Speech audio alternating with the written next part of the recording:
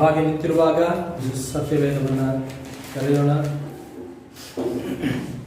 ದಾನಿಯೇಲ ಪ್ರವಾದನೆ ಗ್ರಂಥ 7ನೇ ಅಧ್ಯಾಯ 7 ಮತ್ತು 8ನೇ ವಾಕ್ಯವನ್ನು ಓದ್ಕೊಳ್ಳೋಣ. ತರುವಾಯ ರಾತ್ರಿಯ ದರ್ಶನದಲ್ಲಿ ನಾನು ನೋಡಲಾಗಿ, ಈಗ 4ನೇ ಮೃಗವು ಭಯಂಕರವಾದದ್ದು, ಘೋರವಾದದ್ದು, ಬಹಳ ಬಲವುಳ್ಳದ್ದು ಆಗಿತ್ತು. ಅದಕ್ಕೆ ದೊಡ್ಡ ಕಬ್ಬಿಣದ ಹಲ್ಲುಗಳು ಇದ್ದವು. ಅದು ತಿಂದು ತುಂಡು ತುಂಡು ಮಾಡಿ ಮಿಕ್ಕಿದ್ದನ್ನು ತನ್ನ ಕಾಲುಗಳ ಕೆಳಗಡೆ ಹಾಕಿ ತುಳಿಯಿತು. ಅದು ಮೊದಲಿನ ಎಲ್ಲ ಮೃಗಗಳಿಗಿಂತ ವ್ಯತ್ಯಾಸವುಳ್ಳದ್ದು ಮತ್ತು 10 ಕೊಂಬುಗಳುಳ್ಳದ್ದು ಆಗಿತ್ತು. ಆ ಕೊಂಬುಗಳ ಬಗ್ಗೆ ನಾನು ಆಲೋಚಿಸುತ್ತಿರುವಾಗ, ಈಗ ಮತ್ತೊಂದು ಚಿಕ್ಕ ಕೊಂಬು ಅವುಗಳಲ್ಲಿ ಎದ್ದು ಕಂಡಿತು. ಇದರ ಮುಂದೆ ಮೊದಲಿನ ಕೊಂಬುಗಳಲ್ಲಿ 3 ಬೇರುಗಳನ್ನು ಕೇಳಲ್ಪಟ್ಟಿತ್ತು. ಮತ್ತು ಇಗೋ, ಆ ಕೊಂಬಿನಲ್ಲಿ ಮನುಷ್ಯರ ಕಣ್ಣುಗಳ ಹಾಗೆ ಕಣ್ಣುಗಳು, ಬಡಾಯಿ ಕೊಚ್ಚುವ ಬಾಯಿಯೂ இತ್ತು. அதற்கு பின்பு ராதர்சனங்களில் 4ஆம் மிருகத்தை கண்டேன். அதன் கொடியும் பயங்கரமும் மகா பலத்துமாய் இருந்தது. அதற்கு பெரிய இருப்பு பற்கள் இருந்தது. அது நொறுக்கி பட்சித்து மீதியானதை தன் கால்களால் மிதித்து போட்டது. அது தனக்கு முன்பிருந்த எல்லா மிருகத்தை பார்க்கலும் வேற்றுருவமாயிருந்தது. அதற்கு 10 கொம்புகள் இருந்தது. அந்த கொம்புகளை நான் கவனித்திருக்கையில், இதோ அவைகளுக்கு இடையிலே வேறொரு சின்ன கொம்பு எழும்பிற்று. அதற்கு முந்தின கொம்புகளில் 3 பிடுங்கப்பட்டது. இதோ அந்த கொம்பிலே மனுஷ கண்களுக்கு ஒப்பான கண்களும் பெருமையானவைகளை பேசும் வாயும் இருந்தது. ಆಮೆನ್. ಕರ್ತನ ವಾಕ್ಯವನ್ನು ಆಶೀರ್ವಾದ ಮಾಡಲಿ. ಕರ್ತನ ನಮ್ಮಿಂದ ವಚನங்களை ಆಶೀರ್ವದಿಸಬಾರಾಗ. ನಾವೆಲ್ಲ ಕುಳಿತುಕೊಳ್ಳೋಣ. ನಮ್ಮವರು ಹಲ್ಲೆಲೂಯಾ, ಹಲ್ಲೆಲೂಯಾ. ಎಷ್ಟು ಜನ ಸಂತೋಷವುಳ್ಳವರಾಗಿದ್ದೀರಿ? ಎವರಿಗೆ ಸಂತೋಷವಾಗಿದ್ದೀರಿ? Amen, amen. ದೇವರ ಸ್ತೋತ್ರ. ಕಳೆದ 2 ವಾರಗಳ ಹಿಂದೆ ನಾನು ಒಂದು ದೊಡ್ಡ ಸಮಸ್ಯೆಯಲ್ಲಿ ಸಿಕ್ಕಿ ಹಾಕಿಕೊಂಡಿದ್ದೆನು. கடந்த 2 வாரங்களுக்கு முன்பு சகோதரன் ஒரு பிரச்சனையிலே ಸಿಕ್ಕಿಕೊಂಡಿದ್ದಾರೆ. ನಿಮಗೆಲ್ಲರಿಗೂ ಗೊತ್ತಿದೆ. ನಿಮ್ಮ ಸಹೋದರಿ ಶಿಲ್ಪಾ ಅವರು ಆಪರೇಷನ್ ಆಯಿತು ಅನ್ನೋದನ್ನು ತಿಳಿದವರಾಗಿದ್ದೀರಿ. நாம் யாவருக்கும் தெரியும், சகோதரி ಶಿಲ್ಪಾ ಅವರಿಗೆ ಅறுவை சிகிச்சை நடந்தது. ಆದರೆ ದೇವರ ಕೃಪೆಯಿಂದ ಯಾವೊಂದು ಸಮಸ್ಯೆ ಆಗದಂತೆ ದೇವರು ನೋಡಿಕೊಂಡ್ರು. ஆனாலும் கர்த்தருடைய கிருபையினாலே எந்த ஒரு பிரச்சனையும் இல்லாமல் கர்த்தர் சுகப்படுத்தினார். ಡಾಕ್ಟರ್ ಹೇಳಿದ್ರು, ನಿಮಗೆ ಅದನ್ನ ಯಾವ ಕಾರಣಕ್ಕೂ ನಾವು ಭರವಸೆ ಕೊಡೋದಿಲ್ಲ ಎಂಬುದಾಗಿ ಹೇಳಿದ್ರು. மருத்துவர் சொல்லியிருந்தார், ನಾನು உங்களுக்கு எந்த ಉತ್ತರವಾದத்தையும் கொடுக்க முடியாது என்று. ಯಾಕಂದ್ರೆ ತುಂಬಾ ಅವರ ಒಂದು ಕಂಡೀಷನ್ ತುಂಬಾ ಮೋಸವಾಗಿದೆ ಎಂಬುದಾಗಿ ಹೇಳಿದ್ರು. அவருடைய உடல்நிலை மிகவும் மோசமான நிலைமையில் இருந்தது. ಅವರಿಗೆ ಬ್ಲಡ್ ಇಲ್ಲ ಎಂಬುದಾಗಿ ಹೇಳಿದ್ರು. அவருடைய உடல்ல ரொம்ப ரத்தம் குறைவாக இருந்ததனால, ಅಷ್ಟೇ ಅಲ್ಲದೆ ಅವರ ಗರ್ಭ ಚೀಲದಲ್ಲಿ ರಕ್ತವು ತುಂಬಿಕೊಂಡಿತ್ತು ಎಂಬುದಾಗಿ ಕೂಡ ಹೇಳಿದ್ರು. ಅದು மட்டுமன்றி அவருடைய கர்ப்பப்பையிலே ரத்தம் அதிகமாக சிந்தி இருந்ததனால ಡಾಕ್ಟರ್ ಹೇಳಿದ್ರು, ನಾವು ಯಾವ ಕಾರಣಕ್ಕೂ ಕೂಡ ನಾವು ಗ್ಯಾರಂಟಿ ಕೊಡೋದಿಲ್ಲ ಎಂಬುದಾಗಿ ಅವರು ಹೇಳಿದ್ರು. ಕಾರಣத்தை கொண்டு நான் உத்தரவாதம் கொடுப்பதில்லை என்று மருத்துவர் அறிக்கை சொல்லியிருந்தது. ಸರಿ, ಆದ್ರೆ ಡಾಕ್ಟರ್ ನಮ್ಮನ್ನ ಭಯಪಡಿಸಿದ್ರು. உலக பிரகாரமான மருத்துவர்கள் நம்மை பயப்படுத்தினார்கள். ಆದರೆ ಡಾಕ್ಟರ್ಗೆ ನಾವೇ ಧೈರ್ಯವನ್ನು ತುಂಬಿದೆವು. நான் தானே, ಸಹೋದರನ್ ತಾನೇ ಡಾಕ್ಟರ್ಗೆ, ಮರುತ್ತವರಿಗೆ ಧೈರ್ಯತೆ ಕೊಡ್ತಿಲ್ಲ. ಏನಂದ್ರೆ ಅವ್ರ ಹತ್ರ ಹೋಗಿ ಹೇಳಿದೆ, ಏನು ತೊಂದರೆ ಇಲ್ಲ, ಏನು ಆಗೋದಿಲ್ಲ, ದೇವರು ನಮ್ಮ ಜೊತೆಲಿದ್ದಾರೆ, ನೀವು ಆಪರೇಷನ್ ಮಾಡಬಹುದು ಎಂಬುದಾಗಿ ಡಾಕ್ಟರ್ ಹತ್ರ ಹೇಳಿದೆ. சகோதரன் தானே போய் மருத்துவத்திலே சொன்னார், எந்த பிரச்சனையும் இல்லை, கர்த்தர் எங்களோடு இருக்கிறார், நீங்க தைரியமாய் ಆಪರೇಷನ್ செய்யுங்கள், எல்லாம் வெற்றியாக முடியும் என்று சொல்லியிருந்தார். ಸರಿ, ನಂತರ ಅವರು ಡಾಕ್ಟರ್ ಕೇಳಿದ್ರು, ಏನ್ ಕೆಲಸ ಮಾಡ್ತೀರಿ ಎಂಬುದಾಗಿ ಕೇಳಿದ್ರು. மீண்டுமாக வைத்தியர் கேட்டிருந்தார், நீங்கள் என்ன வேலை செய்கிறீர்கள் என்று. ಸರಿ, ನಾನು ದೇವರ ಸೇವಕನಾಗಿದ್ದೇನೆ, ಪಾಸ್ಟರ್ ಆಗಿದ್ದೇನೆ ಎಂಬುದಾಗಿ ಹೇಳಿದೆ. ದೇವರುடைய ஊழியக்காரனாக இருக்கிறேன், போதகனாக இருக்கிறேன் என்று ನಾನು சொல்லியிருந்தேன். ಸರಿ, ಆದ್ದರಿಂದ ಸರಿ ನಿಮ್ಮ ನಂಬಿಕೆ ಎಂಬುದಾಗಿ ಹೇಳಿ ಅವರು ಆಪರೇಷನ್ಗೆ ಹೋದ್ರು. உங்களுடைய நம்பிக்கை பிரகாரமாக ஆகட்டும் என்று சொல்லி அவர்கள் ಅறுவை ಚಿಕಿತ್ಸೆ செய்ய கடந்து சென்றார்கள். ಇನ್ನು ಅವರಿಗೆ 4 ಬಾಟಲ್ ಬ್ಲಡ್ ಬೇಕೆಂಬುದಾಗಿ ಹೇಳಿದ್ರು. ಸಹೋದರಿಗೆ 4 ಬಾಟಲ್ ರಕ್ತத்தை கொடுக்க வேண்டும் என்று கேட்டிருந்தார்கள். ಆದರೆ ದೇವರ ಕೃಪೆಯಿಂದ 1 ಪ್ಯಾಕೆಟ್ ಬ್ಲಡ್ ನಮಗೆ ಸಿಕ್ಕಿತ್ತು. அந்த நேரத்தில் தேவனுடைய கிருபையினாலே 1 ಬಾಟಲ್ ரத்தம் மட்டும் கிடைத்திருந்தது. ಆದರೆ ಬೇರೆ ಕಡೆ ಹೋಗಿ ಕೇಳಿದಾಗ ಡೋನರ್ ಬೇಕು, ಮತ್ತೆ ನಾಳೆ ಬೆಳಿಗ್ಗೆ ಆಗುತ್ತೆ, ಹಾಗೆ ಹೀಗೆ ಎಂಬುದಾಗಲಿ ಅವರು ಸಾಕು ಪೋಕನ ಹೇಳ್ತಾ ಇದ್ರು. பல இடங்களில் போய் விசாரித்த போது ரத்தம் கொடுக்கிறதுக்கு கொடுக்கிறவர்கள் வேண்டும், இப்பொழுது இல்லை என்று ಸಾಕು ಹೋಗಿ சொல்லிக் கொண்டிருந்தார்கள். ಆದರೆ ದೇವರ ಕೃಪೆಯಿಂದ ನಾನು ಹೋಗಿ ಮುಗಿಸಿ ಬರೋದ್ರೊಳಗಾಗಿ ಅಲ್ಲಿ ಆಪರೇಷನ್ ಎಲ್ಲ ಮುಗಿದೋಗಿತ್ತು. சகோதரன் போய் தேடி ரத்தம் கொடுக்கிறவர்களை தேடி வருவதற்குள்ளே கர்த்தருடைய கிருபையினாலே ஆபரேஷன் வெற்றிகரமாக நடந்து முடிந்திருந்தது. ಯಾವ ತೊಂದರೆ ಆಗದಂತೆ ಆ ಆಪರೇಷನ್ ಮುಗಿತು. ದೇವರಿಗೆ எந்த பிரச்சனையும் இல்லாமல் தேவன் வெற்றிகரமாக ಆಪರೇಷನ್ செய்து முடித்தார். ನಂತರವಾಗಿ ಆ ಡಾಕ್ಟರೇ ಬಂದು ನಮ್ಮ ಮನೆಯವರ ಬೆನ್ನನ್ನ ತಟ್ಟಿ ಹೇಳಿದ್ರು, ನೀನು ಮರಣವನ್ನ ಗೆದ್ದು ಬಂದಿದೆಯಾ ಎಂಬುದಾಗಿ ಹೇಳಿದ್ರು. அடுத்ததாக வைத்தியரே தாமே வந்து சகோதரியை முதுகிலை தட்டி நீ மரணத்தை வென்று வந்திருக்கிறாய் என்று சொன்னார்கள். ನಾವು ಈ ವರ್ಷದಲ್ಲಿ ಮೊದಲನೆಯ ಒಂದು 31st ನೈಟ್ ಅಲ್ಲಿ ನಾವು ಹೊಂದಿಕೊಂಡಂತ ವಾಗ್ದಾನ ಏನಾಗಿತ್ತು? இந்த ஆண்டு 31ஆம் தேதி இரவிலே நாம் பெற்றுக்கொண்ட வாக்குத்தத்தம் என்னவாக இருந்தது? ಜಯ ಹೊಂದುವವನು ಎಲ್ಲವನ್ನ ಸ್ವತಂತ್ರಿಸಿಕೊಳ್ಳುತ್ತಾನೆ. ಜயம் கொள்ளுகிறவன் ಯಾವற்றையும் சுதந்திரித்துக் கொள்வான். ಆಮೆನ್. ಸ್ತೋತ್ರ. ನಮ್ಮ ಮನೆಯವರು ಮೊದಲನೇದಾಗಿ ಅವರು ಜಯವನ್ನು ಹೊಂದಿದ್ದಾರೆ. ಕರ್ತುடைய கிருபையினாலே சகோதரி ஜெயம் பெற்றுக் கொண்டிருக்கிறார். ಆಮೆನ್. ಸ್ತೋತ್ರ. ಹಾಗೆ ಅಷ್ಟೇ ಅಲ್ಲದೆ ನಮ್ಮಿಂದ ನಮ್ಮ ಜೊತೆಲೇ ಇದ್ದುಕೊಂಡು ಇದ್ದಂತ ಒಂದು ಸಹೋದರಿ ಸುಷ್ಮಿತಾ ಅನ್ನುವಂತ ಸಹೋದರಿ, அது மட்டுமல்லாமல் கடந்த சில நாட்களுக்கு முன்பு இங்கே நம்மோடு ஆராதனை செய்து கொண்டிருந்த அந்த தெலுங்கு சகோதரி சுஷ்மிதா என்ற சகோதரி, ಅವರು ಆಂಧ್ರಕ್ಕೆ ಹೋಗಿರೋದು ನಮಗೆಲ್ಲರಿಗೂ ಗೊತ್ತಿದೆ. அவர் ஆந்திராவிலே தங்கி இருக்கிறது நாம் யாவரும் அறிந்திருக்கிறோம். ಆದ್ರೆ ಕೆಲವೊಂದು ದಿನಗಳಿಂದ ಸಹೋದರಿ ಕನ್ಸೀವ್ ಆಗಿದ್ರು. கடந்த சில நாட்களுக்கு முன்பாக சகோதரி கர்ப்பவதியாக இருந்தார்கள். ಡಾಕ್ಟರ್ ಹೇಳಿದ್ರು ನೀವು ಗರ್ಭ ಧರಿಸೋದಿಲ್ಲ ಎಂಬುದಾಗಿ ಕೂಡ ಅವರಿಗೆ ಹೇಳಿದ್ರು ಎಂಬುದಾಗಿ ನಾವು ಮೊದಲು ಕೇಳಿದ್ದೆವು. தொடக்கத்திலே நீங்கள் கர்ப்பம் அடைவதில்லை என்று வைத்தியர்கள் சொன்னார்கள் என்று அந்த சகோதரி சொல்லியிருந்தார்கள். ಆಮೇಲೆ ಅವರ ಗರ್ಭ ಚೀಲದಲ್ಲಿ ಬಂದು ವಾಟರ್ ಬಬಲ್ಸ್ ನೀರ್ಗುಳ್ಳೆ ಇತ್ತು, ಆಪರೇಷನ್ ಎಲ್ಲ ಮಾಡಬೇಕು ಎಂಬುದಾಗಿ ಎಲ್ಲ ಹೇಳ್ತಾ ಇದ್ರು. அவருடைய கர்ப்பப்பையிலே நீர் கட்டி இருக்கிறதுனால அறுவை சிகிச்சை செய்ய வேண்டும் என்றெல்லாம் தொடக்கத்திலே வைத்தியர்கள் சொல்லியிருந்தார்கள். ದೇವರ ಕೃಪೆಯಿಂದ ಸಭೆಯವರೆಲ್ಲ ನಾವೆಲ್ಲರೂ ಸೇರಿ ಅವರಿಗಾಗಿ ಪ್ರಾರ್ಥನೆ ಮಾಡಿದಾಗ ಅದು ನೀಗಿ ಹೋಯಿತು. கர்த்தருடைய கிருபையினாலே நாம் எல்லாரும் அந்த சகோதரிக்காக ஜெபித்து இருந்தோம். தேவன் தானே அந்த நீர்க்கட்டிகள் எல்லாம் அகற்றி அந்த சகோதரி கர்ப்பம் அடையும்படி செய்தார். ಸಹೋದರಿ ಗರ್ಭವನ್ನ ಪಡೆದರು. அந்த சகோதரி கர்ப்பம் அடைந்தார்கள். ಆದ್ರೆ ಒಂದು ದುಃಖಕರವಾದ ವಿಷಯ ಏನಂತಂದ್ರೆ ಆಕೆಯ ಗಂಡ ಆತನು ಈ ಲೋಕವನ್ನೇ ಬಿಟ್ಟು ಯಾತ್ರೆ ಮಾಡಿದ. ஒரு துக்கமான விஷயம் என்னவென்றால் அந்த சகோதரிய கணவன் தன்னைத்தானே தன் ಜೀವನ இருந்து இந்த உலகத்தை விட்டு கடந்து சென்றார். ಸರಿ, ಏನೇ ಇರಲಿ, ಆದ್ರೆ ಆ ಸಹೋದರಿಗೆ ದೇವರೇ ಆಕೆಯನ್ನು ನಡೆಸಬೇಕಾಗಿದೆ. என்ன இருந்தாலும் கர்த்தர் தாமே அந்த சகோதரியை வழிநடத்த வேண்டும் என்று நாம் விரும்புகிறோம். ಸರಿ, ಕಳೆದ ತಿಂಗಳಿಂದ ಆ ಸಹೋದರಿಯ ತಾಯಿ ಬಂದು ನನಗೆ ಫೋನ್ ಮಾಡಿ, ಅಯ್ಯ ಈ ತರ ಡೇಟ್ ಆಗ್ತಾ ಇದೆ, ಹತ್ರ ಆಗ್ತಾ ಇದೆ, ನಿಮಗೆ ಭಯ ಆಗ್ತದೆ ಎಂಬುದಾಗೆಲ್ಲ ಹೇಳಿದ್ರು. கடந்த சில தினங்களுக்கு முன்பாக அந்த சகோதரிய தாயார் தொடர்ந்து சகோதரத்தில் போன் செய்து டெலிவரி நேரம் நெருங்கி கொண்டிருக்கிறது, தயவு செய்து ஜெபித்துக் கொள்ளுங்கள் என்று அவர்கள் தொடர்ந்து போன் பண்ணி அப்பொழுது ಆಲೋಚನೆ ಕೇಳ್ಪಾர்கள். ಮೊನ್ನೆ ರಾತ್ರಿ ಶುಕ್ರವಾರ ದಿನದಲ್ಲಿ ನಾನು ರೂಮ್ನಲ್ಲಿ ಇರುವಾಗ ಅವರು ನನಗೆ ಫೋನ್ ಮಾಡಿ ಹೇಳಿದ್ರು, ನಾಳೆ ದಿನ ಕರ್ಕೊಂಡು ಹೋಗ್ತಾ ಇದ್ದೀನಿ ಹಾಸ್ಪಿಟಲ್ಗೆ, ದಯವಿಟ್ಟು ಪ್ರಾರ್ಥನೆ ಮಾಡಿ, ನಿಮಗೆ ಭಯ ಆಗ್ತಾ ಇದೆ ಎಂಬುದಾಗಿಲ್ಲ ಮತ್ತೆ ಹೇಳಿದ್ರು. கடந்த வெள்ளிக்கிழமை சகோதரி போன் செய்தார்கள், நான் இன்றைய காலದ நாளைக்கு நான் மருத்துவ ஆஸ்பத்திரிக்கு என்னுடைய மகளை அழைத்துக் கொண்டு போகிறேன், ಜೆಬಿತು ಕೊಲ್ಲುங்கள் ಎಂದು ಕೇಳಿಕೊಂಡಾர்கள். ಸರಿ, ಆ ಸಮಯದಲ್ಲಿ ಫೋನ್ ನಲ್ಲಿ ಅವರಿಗಾಗಿ ನಾವು ಪ್ರಾರ್ಥನೆ ಮಾಡಿದ್ವು, ದೇವರೇ ಯಾವ ಸಮಸ್ಯೆ ಆಗದಂತೆ ನೀವು ಸಹಾಯ ಮಾಡಿ ಎಂಬುದಾಗಿ ಹೇಳಿದರು. அந்த நேரத்திலே சகோதரன் அந்த அம்மையாருக்கு போன்லே பிரேயர் ஜெபம் செய்தார். ಯಾವ ಸಮಸ್ಯೆ ಆಗೋದಿಲ್ಲ, ಧೈರ್ಯವಾಗಿರಿ, ಕರ್ತನು ನಿಮ್ಮ ಜೊತೆಲಿ ಇದ್ದಾನೆ ಎಂಬುದಾಗಿ ನಾವು ಧೈರ್ಯವನ್ನು ತುಂಬುವಂತೆ ದೇವರು ಸಹಾಯ ಮಾಡಿದ್ರು.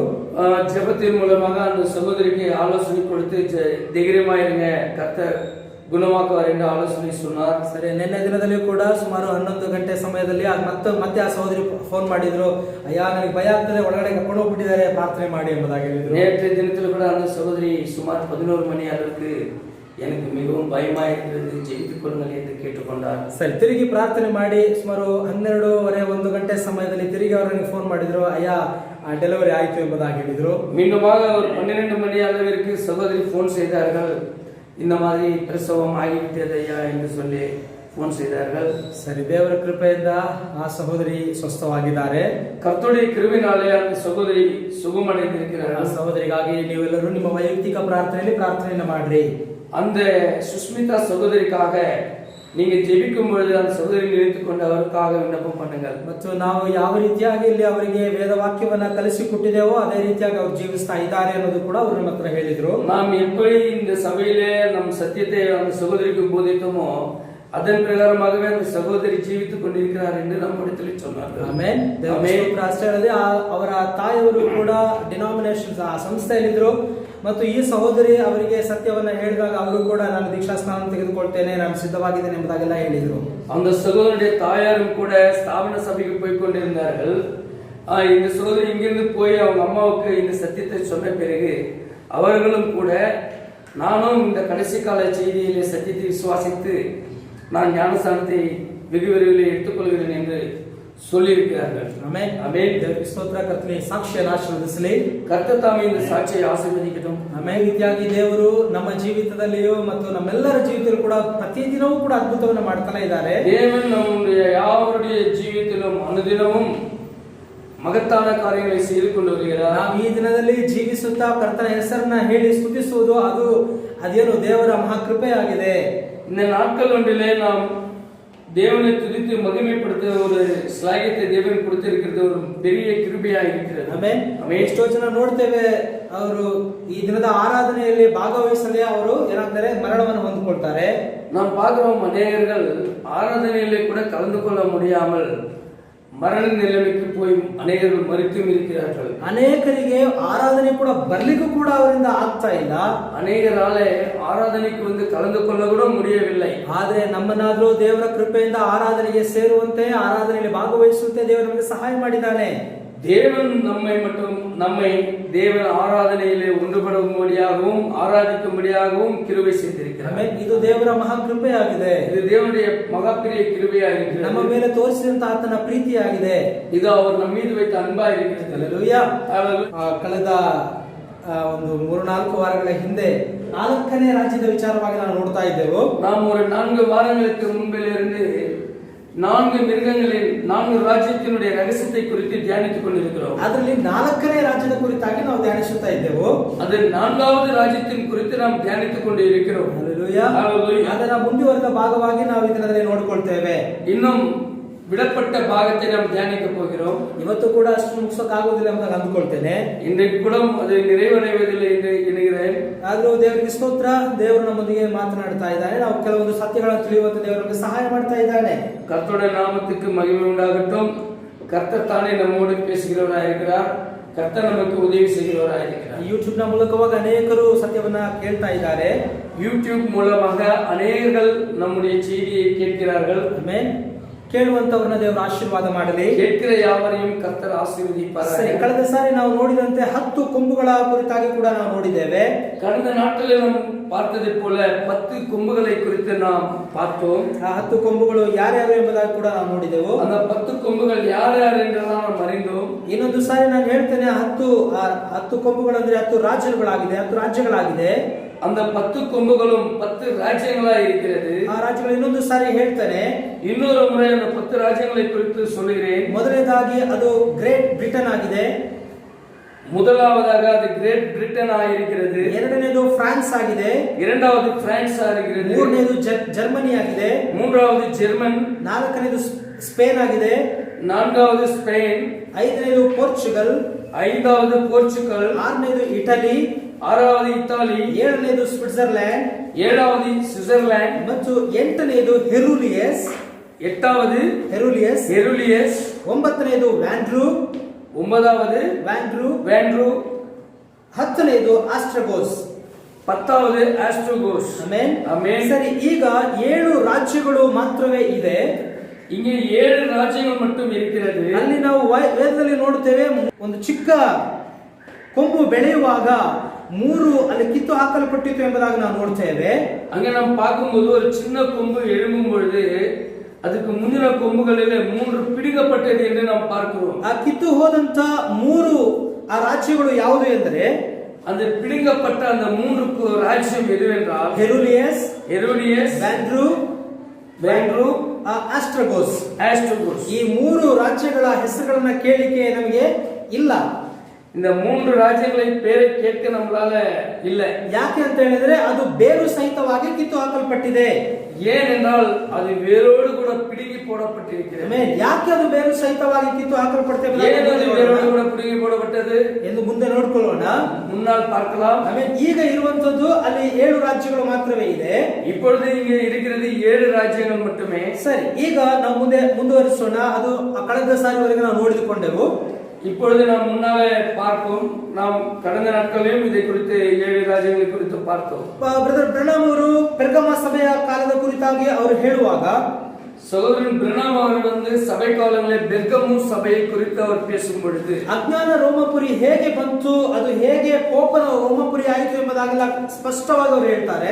அஞ்ஞான ரோம மார்க்கம் எப்படி கிறிஸ்துவ மார்க்கத்துக்குள்ள நுழைந்தது, அது எப்படி போப்பின் ரோமராஜ்ய மார்க்கமாக ஆகி ரோமன்ஸ் கேத்தலிக்காக ஆனது என்று சொல்லியிருக்கிறார். ನಿಮಗೆ ಸಾಧ್ಯವಾದರೆ ನೀವು 5 ಸಭೆ ಕಾರ್ಯಗಳ ಪುಸ್ತಕವನ್ನು ಓದ್ರಿ. கர்த்தருக்கு சித்தமானால் நீங்கள் அந்த 7 சபை காலங்களின் புத்தகத்தை வாசியுங்கள். ಒಂದು ವೇಳೆ ಓದಿದ್ರು ಕೂಡ ಮತ್ತೊಂದು ಸಾರಿ ಅದನ್ನು ಓದಿ. ஒரு கால நீங்கள் அதை படித்து இருந்தாலும் இன்னும் பல முறைகள் அதை வாசியுங்கள். ಆಮೆನ್. ಆಮೆನ್. ನೀವು ವೇದದಲ್ಲಿ ಧ್ಯಾನ ಮಾಡ್ತಾ ಇರಿ ವೇದವನ್ನ. எப்பொழுதும் நாம் வேதத்தையும் செய்தியும் தியானிக்க வேண்டியவர்களாய், ಸಂದೇಶವನ್ನ ಧ್ಯಾನಿಸುತ್ತಾ ಇರ್ರಿ, செய்தியை தியானிக்க வேண்டியவர்களாய். ಆಗ ನಾವಿಲ್ಲಿ ಹೇಳಿರೋದನ್ನು ಮತ್ತು ನೀವು ಕೇಳಿರೋದು ಎಲ್ಲವೂ ಸೇರಿದೆ. ಮತ್ತೆ ನಿಮ್ಮನ್ನ ಇನ್ನೂ ಆ ಪ್ರಕಟಣೆ ಒಳಗೆ ದೇವರು ಮತ್ತೆ ನಡೆಸ್ತಾರೆ. செய்தியையும் வேதத்தையும் கவனித்து வந்தீர்களே ஆனால் இங்க ஊழியக்காரர் கொடுக்கிற செய்தி உங்களுக்கு ஒரு புதிய உற்சாகத்தை உண்டாக்கும். உங்களுடைய வளர்ச்சியில உங்களை மறுரூபப்படுத்தும். ಆಮೆನ್. ಸೈತಾನನ ಸಿಂಹಾಸನವು ಬ್ಯಾಬಿಲೋನ್ನಲ್ಲಿ ಇತ್ತು. முதலாவதாக சாத்தானுடைய சிங்காசனம் பாபிலோனிலே இருந்தது. ಅಲ್ಲಿಂದ ಹೇಗೆ ಪೆರ್ಗಮಕ್ಕೆ ವರ್ಗಾಯಿಸಲ್ಪಟ್ಟಿತು ಎಂಬುದಾಗಿ ನಾವು ನೋಡಬಹುದು.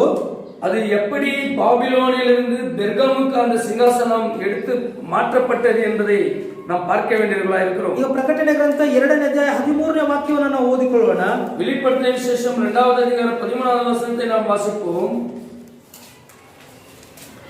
ನಿನ್ನ ಕ್ರಿಯೆಗಳನ್ನು ನೀನು ವಾಸ ಮಾಡುವ ಸ್ಥಳವನ್ನು ಬಲ್ಲೆನು, ಅದು ಸೈತಾನನ ಆಸನವಿರುವ ಸ್ಥಳವಾಗಿದೆ. ನೀನು ನನ್ನ ಹೆಸರನ್ನು ಬಿಗಿಯಾಗಿ ಹಿಡಿದುಕೊಂಡಿದ್ದಿ. ನಿಮ್ಮಲ್ಲಿರುವ ಸೈತಾನನ ನಿವಾಸದಲ್ಲಿ ನನಗೆ ನಂಬಿಗಸ್ತನಾದ ಹತಸಾಕ್ಷಿಯಾದ ಅಂತಿಪನು ಕೊಲ್ಲಲ್ಪಟ್ಟ ದಿನಗಳಲ್ಲಿ ಆದರೂ ನನ್ನಲ್ಲಿಟ್ಟಿರುವ ನಂಬಿಕೆಯನ್ನು ನೀನು ಅಲ್ಲಗಳೆಯಲಿಲ್ಲ. உன் கிரியைகளையும் சாத்தானுடைய சிங்காசனம் இருக்கிற இடத்தில் நீ குடியிருக்கிறதையும் என் நாமத்தை பற்றி கொண்டிருக்கிறதையும் சாத்தான் குடிகொண்டிருக்கிற இடத்திலே உங்களுக்குள்ளே எனக்கு உண்மையுள்ள சாட்சியான அந்திப்பா என்பவன் கொல்லப்பட்ட நாட்களிலும் என்னை பற்றும் விசுவாசத்தை நீ மறுதலியாமலும் இருந்ததையும் அறிந்திருக்கிறேன். ಇದು ಯಾವ ಸಭೆಯ ಕಾಲಕ್ಕೆ ಹೇಳಲ್ಪಟ್ಟಿದೆ? இது எந்த சபைக்கு சொல்லப்பட்டிருக்கிறது? ಪೆರ್ಗಮ ಸಭೆಯ ಕಾಲಕ್ಕೆ, பெர்கமு சபைக்கு இந்த வார்த்தை சொல்லப்படுகிறது. ಏನು ಹೇಳಲ್ಪಟ್ಟಿದೆ ಅಲ್ಲಿ? என்ன சொல்லப்பட்டிருக்கிறது? ನಿನ್ನ ಕ್ರಿಯೆಗಳನ್ನು ನೀನು ವಾಸ ಮಾಡುವ ಸ್ಥಳವನ್ನು ಬಲ್ಲೆನು. உன் கிரியைகளையும் நீ வாசம் பண்ணுகிற இடத்தையும் நான் அறிந்திருக்கிறேன். ಆಮೆನ್. ஹalleluya. ಅದು ಏನು ಯಾವ ಸ್ಥಾನವಾಗಿದೆ? அது எந்த இடமா இருக்கிறது? ಸೈತಾನನು ವಾಸ ಮಾಡುವಂತ ಸ್ಥಾನವಾಗಿದೆ. அது சாத்தான் குடிகொண்டிருக்கிற சிங்காசனமா இருக்கிறது. ಯಾವುದು? ಪೆರ್ಗಮ ಸಭೆ, ಪೆರ್ಗಮ ಊರು, அந்த பெர்கமு என்கின்ற ஊரு. ಆದ್ರೆ ಈ ಒಂದು ಸೈತಾನನು ಮೊದಲು ಎಲ್ಲಿದ್ದ, ಅವರ ಸಿಂಹಾಸನವನ್ನು ಎಲ್ಲಿ ಹಾಕಿಕೊಂಡಿದ್ದ ಎಂಬುದಾಗಿ ನೋಡುವುದಾದ್ರೆ, நாம் முதல்ல சாத்தானுடைய சிங்காசனம் எங்கே இருந்தது என்பதை நாம் பார்ப்போமே. ஆனால் ಅದು ಬ್ಯಾಬಿಲೋನ್ ನಲ್ಲಿ ಇತ್ತು. ಅದು தொடக்கத்திலே பாபிலோனிலே இருந்தது. ಅದು ಹೇಗೆ ಪೆರ್ಗಮಕ್ಕೆ ಬಂತು ಎನ್ನುವುದನ್ನ ಚರಿತ್ರೆಯ ಆಧಾರದ ಮೂಲಕವಾಗಿ ನಾವು ಬ್ರಹ್ಮಾಮ್ ಅವರು ಹೇಳ್ತಾರೆ. அது எப்படி பெர்கமுக்கு வந்தது என்று சரித்திரபூர்வமாக சகோதரன் பிரணாம் செய்தியின் வாயிலாக நமக்கு தெரிவித்திருக்கிறார். 7 ಸಭೆಕಾಲ ಎಂಬ ಪುಸ್ತಕದಲ್ಲಿ ಎಲ್ಲಾ ಸತ್ಯಗಳು ಇದೆ. அந்த 7 சபைக்காலங்களுடைய புத்தகத்திலே எல்லா சத்தியங்களும் அடங்கி இருக்கிறது. ಇದು ತುಂಬಾ ಮುಖ್ಯವಾದ ಪುಸ್ತಕ. இது ரொம்ப ரொம்ப முக்கியமான புத்தகமா இருக்கு. ಇದರಲ್ಲಿ ಎಲ್ಲಾ ಚರಿತ್ರೆಗಳು ಅಡಕವಾಗಿದೆ. இது சபை காலத்தினுடைய எல்லா சரித்திரங்களும் ರಹಸ್ಯங்களும் ಅಡಗಿ இருக்கிறது. ಆದ್ರೆ ನಮ್ಮ ಈ ಅಂತ್ಯಕಾಲದ ಈ ಸಂದೇಶದಲ್ಲಿ ಇರುವಂತವರು ಮೊದಲ ಯಾವುದು ಹೆಚ್ಚಾಗಿ ಯಾವ ಪುಸ್ತಕವನ್ನು ಹೆಚ್ಚಾಗಿ ಲೈಕ್ ಮಾಡ್ತಾರೆ ಅಂದ್ರೆ, இந்த கடைசி கால செய்தியில் இருக்கிற நம்ம ஜனங்க விசுவாசிகள் எந்த புத்தகத்தை அதிகமாக விரும்புகிறார் என்றால் 7ನೇ ಮುದ್ರೆ ಪುಸ್ತಕವನ್ನು ಮಾತ್ರವೇ ಅವರು ಇಷ್ಟಪಟ್ಟು ಅದನ್ನು ಮಾತ್ರ ಓದ್ತಾರೆ. 7வது முத்திரை மட்டும்தான் விருப்பப்பட்டு வாசிக்கிறார்கள். ಆಮೇಲೆ ಆ 7ನೇ ಮುದ್ರೆಯಲ್ಲಿರುವಂತ ರಹಸ್ಯಗಳೆಲ್ಲವನ್ನ ತಿಳಿಬೇಕಾದ್ರೆ ಆ ಎಲ್ಲ ಪುಸ್ತಕಗಳನ್ನು ಓದಬೇಕಾಗಿದೆ.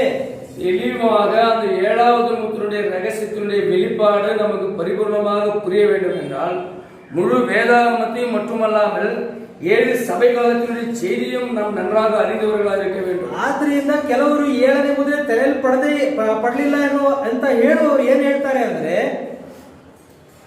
ஏழாவது முத்திரை திறக்கப்படவில்லை என்று சொல்லுகிறவர்கள் என்ன சொல்லுகிறார்கள் என்றால், ಈ ಪುಸ್ತಕದಲ್ಲಿ ಈ 7ನೇ ಮುದ್ರೆ ಪುಸ್ತಕದಲ್ಲಿ ಏನಿಲ್ಲ, ಅಲ್ಲಿ ಏನು ಇಲ್ಲ ಎಂಬುದಾಗಿ ಪ್ರವಾದಿಗಳು ಹೇಳ್ತಾರೆ ಎಂಬುದಾಗಲೇ ಅದನ್ನು ಮಾತ್ರವೇ ಹೇಳುವವರಾಗಿದ್ದಾರೆ. திறக்கப்படவில்லை என்ற கூட்டத்தார்கள் என்ன சொல்றாங்க, இந்த ஏழாவது முத்திரையில் எதுவுமே இல்லை, இன்னும் திறக்கப்படல, அதனால அப்படி இருக்கிறது என்றெல்லாம் சொல்லுகிறார்கள். ಯಾಕೆ ಅವರಿಗೆ ಯಾಕೆ ತೆರೆಯಲ್ಪಡಲಿಲ್ಲ, ಅದು ஏன் அவர்களுக்கு அது புரியவில்லை, திறக்கப்படவில்லை, வெளிப்படவில்லை? ಕಾರಣ ಆ ಒಂದೇ ಒಂದು ಪುಸ್ತಕವನ್ನು ಇಟ್ಟುಕೊಂಡು ಅವರು ಹೇಳ್ತಾ ಇದ್ದಾರೆ ತೆರೆಯಲ್ಪಡಲಿಲ್ಲ.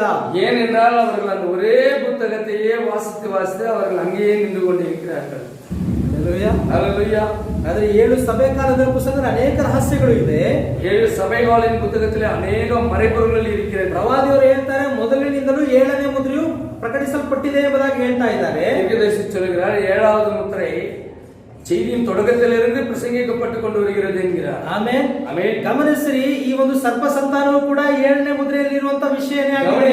ಸರ್ಪத்தின் சந்ததி என்ற செய்தி கூட 7வது முத்திரையினுடைய செய்திதான். ವಿವಾಹ ಮತ್ತು ವಿಚ್ಛೇದನೆ ಆ ಒಂದು ಸಂದೇಶವೂ ಕೂಡ ಆ 7ನೇ ಮುದ್ರೆಯ ರಹಸ್ಯವಾಗಿದೆ.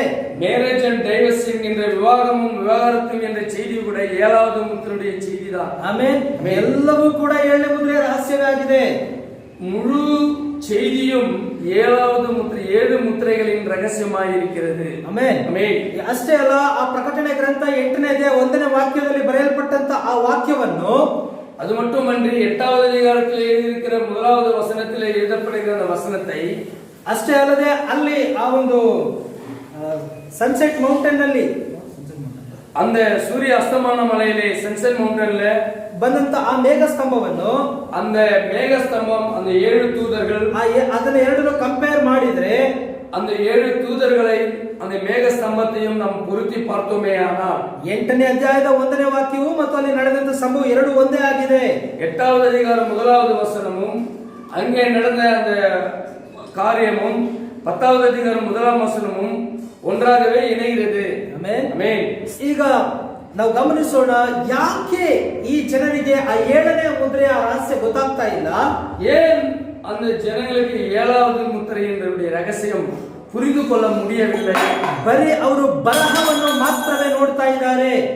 வெறும் அவர்கள் ಬರಹವನ್ನು ಮಾತ್ರವೇ ನೋಡ್ತಾ ಇದ್ದಾರೆ, எழுத்தின் வடிவிலே மட்டுமே அவர்கள் பார்க்கிறார்கள். ಅವರು ರಹಸ್ಯದ ಒಳಗಡೆ ಅವರು ಹೋಗ್ತಾ ಇಲ್ಲ. அவர்கள் வெளிப்பாட்டுக்குள்ளே நுழைய முடியவில்லை. ಬರಹವು ಏನ್ ಮಾಡ್ತದೆ? ಕೊಲ್ಲುತ್ತದೆ.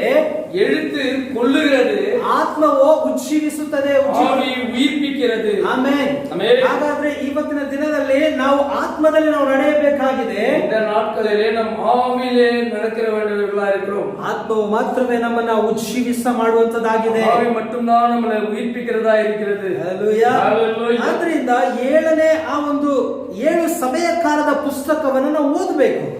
ஆகையால் 7 சபை காலத்தின் புத்தகத்தை நீங்கள் நன்றாக வாசித்து அதை புரிந்து கொள்ள வேண்டும். ಆಮೆನ್. ಆಮೆನ್.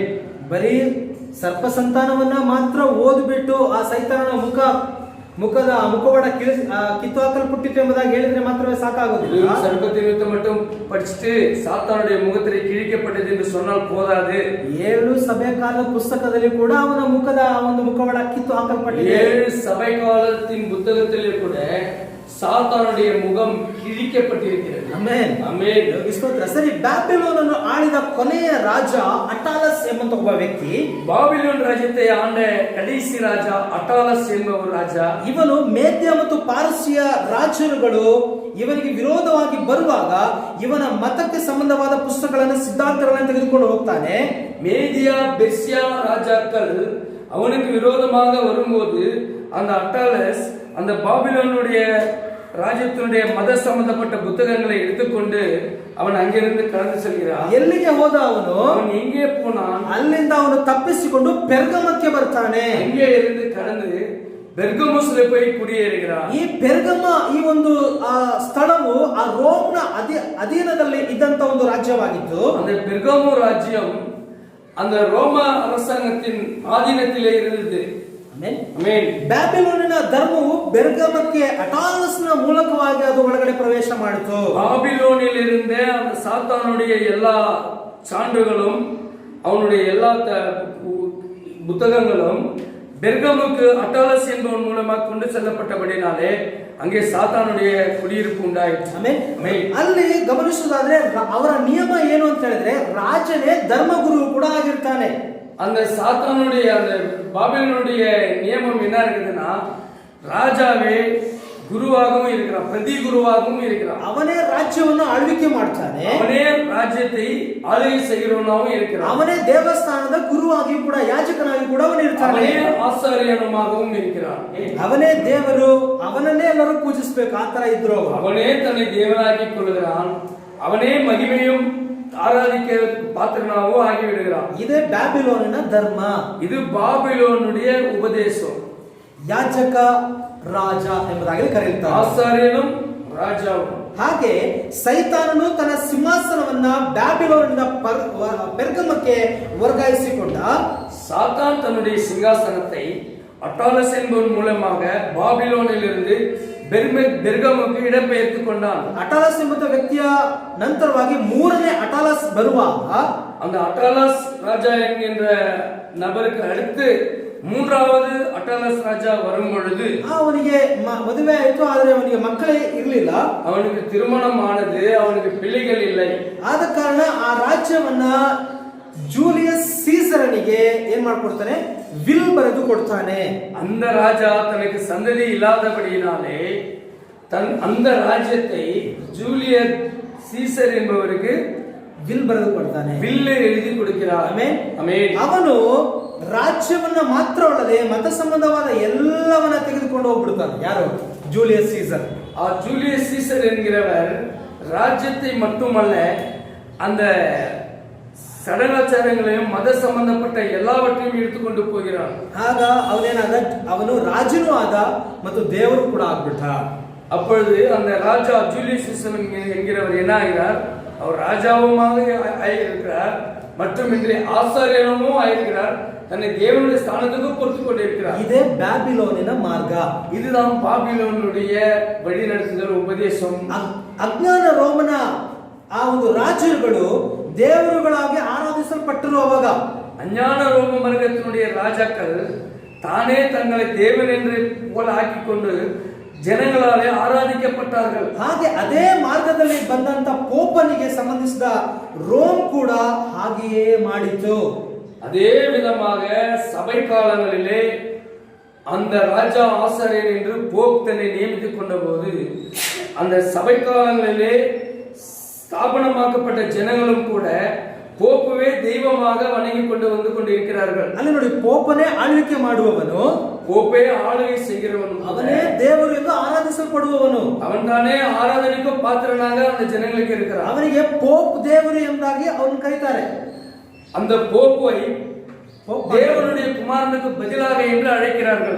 போப் ஆண்டவர், போப் ದೇವರು, போப் ஆண்டவர் என்று தமிழில் சொல்லப்படுகிறார். ನಂತರ ಮ್ಯಾಕ್ಸಿಮಸ್ ಎಂಬಂತ ಒಬ್ಬ ರಾಜ ಆಳ್ವಿಕೆಗೆ ಬಂದಾಗ, அடுத்ததாக மேக்சிமஸ் ಎಂಬ ರಾಜ ಆಳ್ವಿಕೆಗೆ ಬರುವ ರಾಜ ಆಳ್ವಿಕೆ வருகிறார். ಅವನು ಏನ್ ಹೇಳ್ತಾನೆ ಅಂದ್ರೆ, ನನಗೆ ಈ ಮತಗುರು ಪಟ್ಟ ಬೇಡ, எனக்கு இந்த மதகுரு பட்டம் வேண்டாம், ನಾನು ಬರೀ ರಾಜನಾಗಿ ಇರ್ತೇನೆ, நான் வெறும் ராஜாவை மட்டும் இருக்கிறேன், ನನಗೆ ಎರಡು ಮಾಡಲಿಕ್ಕೆ ತುಂಬಾ ಕಷ್ಟ ಆಗ್ತಾ ಇದೆ, எனக்கு இந்த இரண்டு பதவியும் செய்யறது கஷ்டமா இருக்கு, ಆದ್ರಿಂದ ಮತಗುರು ಪಟ್ಟ ನನಗೆ ಅವಶ್ಯಕತೆ ಇಲ್ಲ, ನನಗೆ ಬೇಡ ಎಂಬುದಾಗಿ ಅವನು ಹೇಳಿದಾಗ, அந்த மதகுரு பட்டம் எனக்கு வேண்டாம் என்று அவன் சொன்னபோது ಆ ಸಮಯದಲ್ಲಿ ಪೋಪ್ ಅವರು ಏನ್ ಮಾಡ್ತಾರೆ, ಆ ಮತಗುರು ಪಟ್ಟ ನನಗಿರ್ಲಿ ಎಂಬುದಾಗಿ ಹೇಳಿ ಅವರೇ ಅದನ್ನ ಆಯ್ಕೆ ಮಾಡ್ಕೊಳ್ತಾರೆ. அந்த போப்பு அந்த நேரத்துல என்ன செய்கிறாரு, அந்த மதகுரு பட்டம் எனக்கே இருக்குன்னு சொல்லி போப்பு நிரந்தரமான மதகுருவாயிறாரு. ಎಲ್ಲಿಂದ ಮತಗುರು ಆದ್ರು? எங்க இருந்து மதகுருவானாரு? ಅವನು ಆ ಒಬ್ಬ ಮ್ಯಾಕ್ಸಿಮಸ್ ಎಂಬಂತ ಆ ವ್ಯಕ್ತಿ, ಆ ರಾಜ, ನನಗೆ ಈ ಒಂದು ಮತಗುರುವಿನ ಪಟ್ಟ ಬೇಡ, ನಾನು ಬರೀ ರಾಜನಾಗಿರ್ತೇನೆ ಎಂಬುದಾಗಿ மேக்சிமஸ் ராஜாவின் காலத்திலே அவன் தானே எனக்கு இந்த மதகுரு பட்டம் வேண்டாம் என்று ராஜாவா இருக்கிறேன்னு சொன்ன நேரத்துல இருந்து போப் தானே மதகுருவாகி விட்டார். ಈಗ ರಾಜರುಗಳನ್ನು ಏರ್ಪಡಿಸುವುದು, ಅವರಿಗೆ ಪಟ್ಟಾಭಿಷೇಕ ಮಾಡುವುದು, ಅವರಿಗೆ ಕಿರೀಟ ತೊಡಿಸೋದು ಎಲ್ಲ ಯಾರು ಅಂತ ಹೇಳಿದ್ರೆ போப். இப்பொழுதிலிருந்து என்ன ஆகிறது என்றால், ராஜாக்களை நியமிக்கிறதும், ராஜாவை அபிஷேகம் செய்கிறதும், ராஜாவுக்கு எல்லா ஆட்களை நியமிக்கிறதும் போப்பினுடைய வேலையாகிவிட்டது. ಗಮನಿಸಿ, ರಾಜ ಇದ್ದಾನೆ, ಆದ್ರೆ ರಾಜನಿಗೆ ಪೋಪ್ಗಿಂತ ಹೆಚ್ಚಿನ ಸ್ಥಾನ ಇಲ್ಲ, ಹೆಚ್ಚಿನ ಒಂದು ಶಕ್ತಿ ಇಲ್ಲ. ராஜாவுக்கு போப்பை விட அதிக பவர் இல்லாமல் போய்விட்டது, அதிகமான பவர் போப்புக்கு வந்து விட்டது. ಗಮನಿಸಿ, ನಮ್ಮ ಭಾರತದಲ್ಲೂ ಕೂಡ ಹಾಗೆ ಇರ್ತದೆ. இந்த இந்தியா தேசத்துல கூட அந்த விதமாகவே இருக்கிறது. ಇವಾಗ ನಮ್ಮೆಲ್ಲರ ಕಣ್ಣಿಗೆ ಕಾಣೋದು ಯಾರು? ಪ್ರಧಾನಮಂತ್ರಿ. நாம் யாருக்கும் காணப்படுகிறது பிரதமர். ಆದ್ರೆ ಪ್ರಧಾನ ಮಂತ್ರಿಗಿಂತ ಹೆಚ್ಚಿನ ಶಕ್ತಿ ಯಾರಿಗಿದೆ? பிரதமருக்கு விட அதிகமான சக்தி யாருக்கு இருக்கும்? ರಾಷ್ಟ್ರಪತಿ ಅಲ್ಲ, பிரசிடென்ட், ஜனாதிபதி. ಆದ್ರೆ ಅವರ ಪವರ್ ತುಂಬಾ ಡಮ್ಮಿನೇ. ஆனால் இந்தியா சட்டத்தின் பிரகாரமாக நம்ம நாட்டினுடைய பிரசிடென்ட் ஜனாதிபதிக்கு பவர் இல்லை, பதவிதான் பெருசு. பவர் அவருக்கு எதுவுமே இல்லை, ಡಮ್ಮಿ. ಆದ್ರೆ ಪದವಿ ದೊಡ್ಡದು. பதவி ಅವರಿಗೆ பெரிதாக இருந்தாலும் அவருக்கு ஒரு அதிகாರமும் கிடையாது. ಇವಾಗ ಪ್ರಧಾನಮಂತ್ರಿ ಹುದ್ದೆಗೆ ಬಂದು ಪ್ರಧಾನಮಂತ್ರಿ ಆ ಒಂದು ಕೆಲಸ ನಿರ್ವಹಿಸಬೇಕಾದ್ರೆ ಯಾರು ಬಂದು ಆ ಪ್ರಮಾಣ ವಚನವನ್ನ ಓದಿಸಬೇಕು? பிரதமர் வந்து ஏதாவது ஒரு காரியத்தை தீர்மானிக்கணும்னா, ஒரு சட்டத்தை இயற்றணும்னா யார் அது வந்து முன்மொழிக்கணும்? ರಾಷ್ಟ್ರಪತಿ, பிரசிடென்ட், ஜனாதிபதி. ಆದ್ರೆ ದೊಡ್ಡ ಅಧಿಕಾರದಲ್ಲಿದ್ದಾರೆ, பெரிய போஸ்ட்ல இருக்கிறார் பிரசிடென்ட். ಅವರ ಪವರ್ ಬಂದು ಏನಾಗಿದೆ? ಡಮ್ಮಿ ಆಗಿದೆ. அவருடைய பவர் ಇಲ್ಲದವರಾಗಿ இருக்கிறார். ಪ್ರಧಾನ ಮಂತ್ರಿಗೂ ಅಧಿಕಾರದ ಚುಕ್ಕಾಣಿ ಹಿಡಿಯುವಂತೆ ಮಾಡುವುದು ರಾಷ್ಟ್ರಪತಿನೇ ಆಗಿದ್ದಾರೆ. பிரதமர் வந்து அதிகாரத்தை அவர் ஆளுகை செய்ய அவருக்கு தொடங்குவது பிரசிடென்ட் ஆக இருந்தாலும். ಸರಿ, ಈಗ ಹಾಗೆ 10 ರಾಜ್ಯದಲ್ಲಿ ಕೂಡ ಇಂಗ್ಲೆಂಡಿನ ರಾಜ ಅವನು ರಾಜನ ಆಗಬೇಕಾದ್ರೆ, ಈಗ 10 ರಾಜ್ಯ ಇದೆ, இந்த 10 ರಾಜ್ಯಗಳಲ್ಲಿ ಇಂಗ್ಲೆಂಡ್ ராஜாவாக ஆக வேண்டும் என்றால் ಯಾರು ಬರಬೇಕು?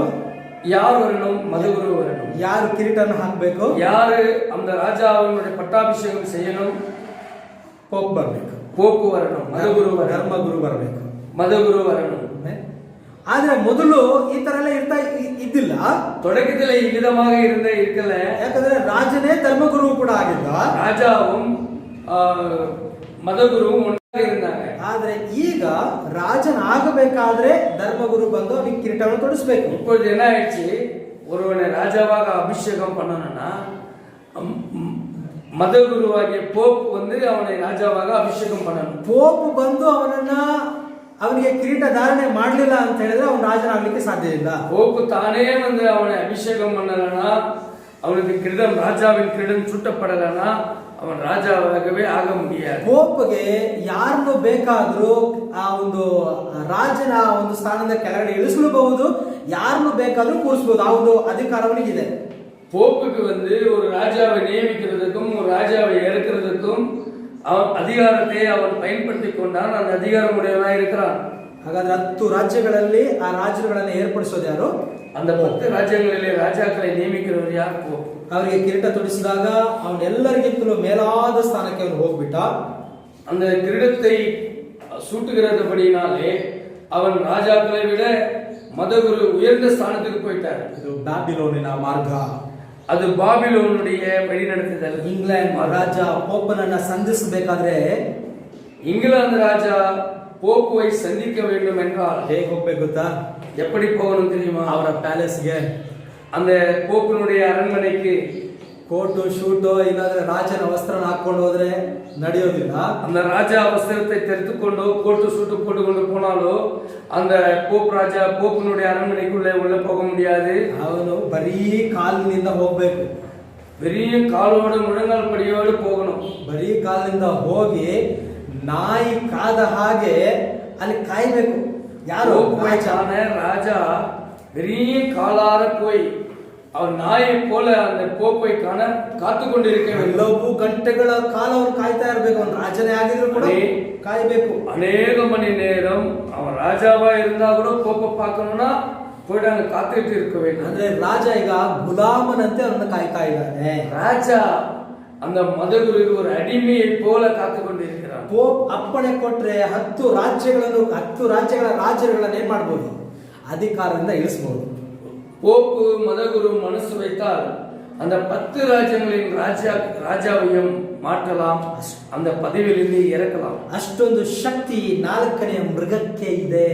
இவ்வளவு வல்லமை அந்த நான்காவது மிருகமாகிய போப்பு மதகுருக்கு இருக்கிறது. ವಾಕ್ಯದಲ್ಲಿ ನಾವು ಏನ್ ನೋಡ್ತೇವೆ, ಇದು ಭಯಂಕರವಾದದ್ದು, ಘೋರವಾದದ್ದು ಎಂಬುದಾಗಿ ನೋಡ್ತೇವೆ. வேதத்துல என்ன வாசிக்கிறோம், அது பயங்கரமான மிருகம் என்று, ಘೋರமான மிருகம் என்று வாசிக்கிறோம். ಅದು ಹೇಗೆ ಬಂತು? ಅಟಾಲಸ್ನ ಮೂಲಕವಾಗಿ ಅದು ಪೆರ್ಗಮಕ್ಕೆ ಬಂದು, அது எப்படி பெர்கமுக்கு சிங்காசனம் இடப்படுது? அட்டாலஸ் என்கின்ற ராஜா மூலமாக பெர்கமிலே சாத்தானுடைய சிங்காசனம் ಸ್ಥಾಪಿಸಲ್ಪಟ್ಟಿದೆ. ಅಟಾಲಸ್ನು ಆ ಮತತತ್ವಗಳ ಮತದ ಸಿದ್ಧಾಂತದ ಪುಸ್ತಕಗಳನ್ನೆಲ್ಲವನ್ನ ತರುವಾಗ ಅದು ಆ ಒಂದು ಸಿದ್ಧಾಂತದ ಮೂಲಕವಾಗಿ, ಆ ತತ್ವಗಳ ಮೂಲಕವಾಗಿ ಸೈತಾನ ಈಸಿಯಾಗಿ ಪೆರ್ಗಮದೊಳಗೆ ಬಂದು ಪ್ರವೇಶ ಮಾಡಿದ. அட்டாலஸ் அந்த பாபிலோனுடைய மத தத்துவ புத்தகங்களையும் சடகாச்சாரியங்களையும் பெர்கமுக்கு கொண்டு வந்த போது அவன் ஈஸியாக வந்து அவன் போப்பு தன்னை ಸ್ಥಾಪಿಸಿತು ಕೊಂಡಾನ್. ಸಾತಾನ್ ಸಿಂಹಾಸನத்தை ಸ್ಥಾಪಿಸಿತು ಕೊಂಡಾன். ಸೈತಾನನು ಯಾವ ರೀತಿಯಾಗಿ ಒಳಗಡೆ ಪ್ರವೇಶ ಮಾಡ್ತಾ ಇದ್ದಾನೆ கவனிங்கள், சாத்தான் எப்படி பெர்கமுக்குள்ளே வந்து சிங்காசனத்தை போட்டுக்கொண்டான். ಹಾಗಾದ್ರೆ ವಾಕ್ಯವು ಸುಳ್ಳಲ್ಲ, வார்த்தை ஒருபோதும் பொய்யாகாது. ವಾಕ್ಯವು ಅವನ ಮುಖದ ಆ ಒಂದು ಮುಖವಾಡವನ್ನ ಕಳಚಿ ಬಿಡುತ್ತದೆ. தேவனுடைய வார்த்தை அவன் முகநாடியை வேறுபடுத்துகிறது. ಅವರೆಲ್ಲರೂ ಪೋಪನಿಗೆ ಭಯಪಟ್ಟವರಾಗಿದ್ರು. 10 ರಾಜರುಗಳು, இந்த 10 ராஜாக்களும் போப்புக்கு பயந்தவர்களா இருந்தார்களா?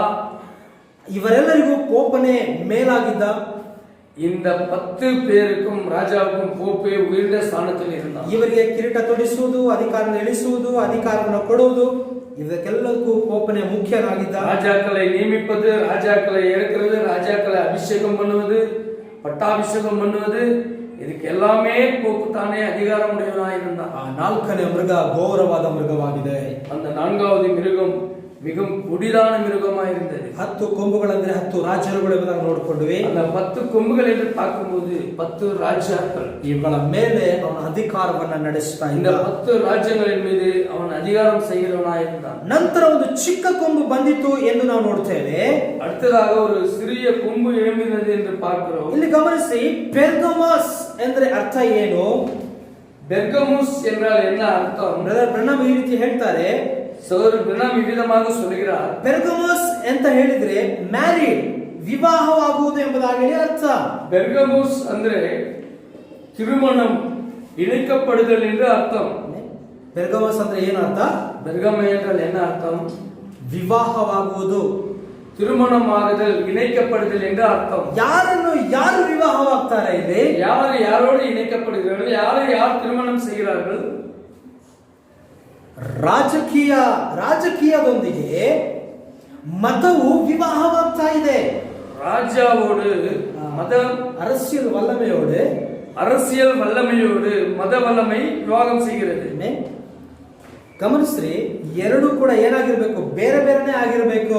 இரண்டும் அரசியலும் மதமும் ಬೇರೆ ಬೇರೆ இருக்க வேண்டியதா இருந்தது. ರಾಜಕೀಯವೂ ಬೇರೆ ಆಗಿರ್ಬೇಕು, ಮತವೂ ಕೂಡ ಬೇರೆ ಆಗಿರ್ಬೇಕು. ಇವೆರಡು ಒಂದಾದ್ರೆ ಸಮಸ್ಯೆಗಳು ಉದ್ಭವವಾಗ್ತದೆ. ராஜ்யமும் மதமும் ஒன்றாயிடுச்சுன்னா உபத்திரவம் உண்டாகிறது. ನಮ್ಮ ಭಾರತದಲ್ಲಿ ಹೇಗಿದೆ ಇವಾಗ? நம்ம நாட்டில் இப்ப எப்படி இருக்கிறது? ನಮ್ಮ ಭಾರತ, ನಾವು ಒಂದೊಂದು ದೇಶವನ್ನ ಗಮನಿಸುವಾಗ ನಾವು ತಿಳ್ಕೊಳ್ಬಹುದು ನಾವು ಅಂತ್ಯದಲ್ಲಿ ಇದ್ದೇವೆ ಎಂಬುದಾಗಿ ಹೇಳಿ. இந்த நாட்கள்ல ஒவ்வொரு தேசத்தினுடைய நிலைமையை பார்க்கும்போது நம் கடைசி நாட்களில் ஜீவித்துக் கொண்டிருக்கிறோம். ಯಾವಾಗ ಏನು ಸಂಭವಿಸುತ್ತದೆ ಯಾರಿಗೂ ಕೂಡ ಗೊತ್ತಿಲ್ಲ. இந்த நேரத்துல என்ன நடக்கும் என்று எவரும் அறியாது. ನಾವು ಎಚ್ಚರಿಕೆಯಾಗಿರಬೇಕು. நாம் எச்சரிக்கையாக இருக்க வேண்டியது. ಭಾರತದಲ್ಲಿ ಮತ ಸಂಬಂಧವಾದಂತ ಆ ಒಂದು ಪಕ್ಷವು ಬಂದಿರುವಾಗ, பாரத தேசத்துல இந்தியாவிலே மத சம்பந்தமான ஒரு கட்சி வந்திருக்கிறதுனால ಕ್ರೈಸ್ತರಿಗೆ ಸಮಸ್ಯೆಗಳನ್ನು ಉಂಟು ಮಾಡ್ತಾ ಇದೆ. கிறிஸ்தவர்களுக்கு பிரச்சனைகளை உண்டு பண்ணுகிறார்கள். ಯಾಕೆ? ಮತ ಸಂಬಂಧವಾದಂತ ಒಂದು ಪಕ್ಷ ರಾಜಕೀಯ ಪಕ್ಷವನ್ನ ತೆಗೆದುಕೊಳ್ಳುವಾಗ ಸಮಸ್ಯೆಗಳು ಉದ್ಭವವಾಗಿದೆ. மத சம்பந்தமான இந்த ராஜ்யம் அரசியலோடு ஒன்று சேரும்போது பிரச்சನೆ ಉಂಟಾಗಿದೆ. ಸರಿ, 3ನೇ ಸಭೆ ಕಾಲದಲ್ಲಿ ರಾಜಕೀಯವು ಮತವು ಏನ ಮಾಡ್ಕೊಳ್ತು? ವಿವಾಹ ಮಾಡಿಕೊಳ್ತು. 3ஆம் சபை காலத்திலே அரசியலும் மதமும் விவாகம் செய்து கொண்டது. ಕ್ಯಾಥೋಲಿಕ್ ಮತವು ಮತ್ತು ರಾಜಕೀಯ ವಿವಾಹ ಮಾಡಿಕೊಳ್ತು. ರೋಮನ್ಸ್ ಕ್ಯಾಥಲಿಕ್ ಸಭೆயும் உலக அரசியலும் விவாகம் செய்து கொண்டது. ಇದಕ್ಕೆ ಸತ್ಯ ವೇದದಲ್ಲಿ ಏನಾದರೂ ಉದಾಹರಣೆ ಇದೆಯಾ? இதுக்கு சத்திய வேதத்திலே ஏதாவது ஒரு எடுத்துக்காட்டு இருக்குதா? ಬೈಬಲ್ ಉದಾಹರಣೆ ಇದೆಯಾ? பரிசுத்த வேதாகமத்திலே எடுத்துக்காட்டு ஒரு மாதிரி இருக்கிறதா? ಯಾರಿದು? இருக்கிறது. ಯಾರದು? ஆகாப். ಆಹಾಬ್ ಮತ್ತು ಇಸಬೇಲ್. ஆகாப் மற்றும் இசபேல் இருக்கிறார்கள். ಓದ್ಕೊಳ್ಳೋಣ. ಮೊದಲನೇ ಅರಸು 16ನೇ ಅಧ್ಯಾಯ ಫಸ್ಟ್ ಕಿಂಗ್ 16th ಚಾಪ್ಟರ್ 31 ಮತ್ತು 32ನೇ ವಾಕ್ಯ. 31 மற்றும் 32வது வசனம். ಮತ್ತು ನೆಬಾಟನ ಮಗನಾದ ಯಾರೊಬ್ಬಾಮನು ಪಾಪಗಳಲ್ಲಿ ನಡೆಯುವುದು ಅವನಿಗೆ ಅಲ್ಪವಾಗಿತ್ತು. ಅವನು ಚೀದೋನ್ಯರ ಅರಸನಾಗಿರುವ ಎತ್ಬಾಳನ ಮಗಳಾದ ಇಸಬೇಲಳನ್ನು ಮದುವೆಯಾಗಿ ಬಾಳನನ್ನು ಸೇವಿಸಿ ಅವನಿಗೆ ಅಡ್ಡ ಬಿದ್ದನು. ಇದಲ್ಲದೆ ತಾನು ಸಮಾರ್ಯದಲ್ಲಿ ಕಟ್ಟಿಸಿದ ಬಾಳನ ಮನೆಯಲ್ಲಿ ಬಾಳನಿಗೆ ಬಲಿಪೀಠವನ್ನು ಕಟ್ಟಿಸಿದನು. ಮತ್ತು ಆಹಾಬನು ತೋಪನ್ನು ಹಾಕಿಸಿದನು. ಹಾಗೆ ಆಹಾಬನು ಇಸ್ರಾಯೇಲಿನ ದೇವರಾದ ಕರ್ತನಿಗೆ ಕೋಪವನ್ನೇ ಬೀಸುವ ಹಾಗೆ ತನಗೆ ಮುಂಚಿನ ಇಸ್ರಾಯೇಲಿನ ಅರಸರೆಲ್ಲರಿಗಿಂತ ಅಧಿಕವಾಗಿ ಕೆಟ್ಟತನ ಮಾಡಿದನು. 31ರಿಂದ 33ನೇ ವಾಕ್ಯ ತನಕ ಹೋಗ್ತದೆ.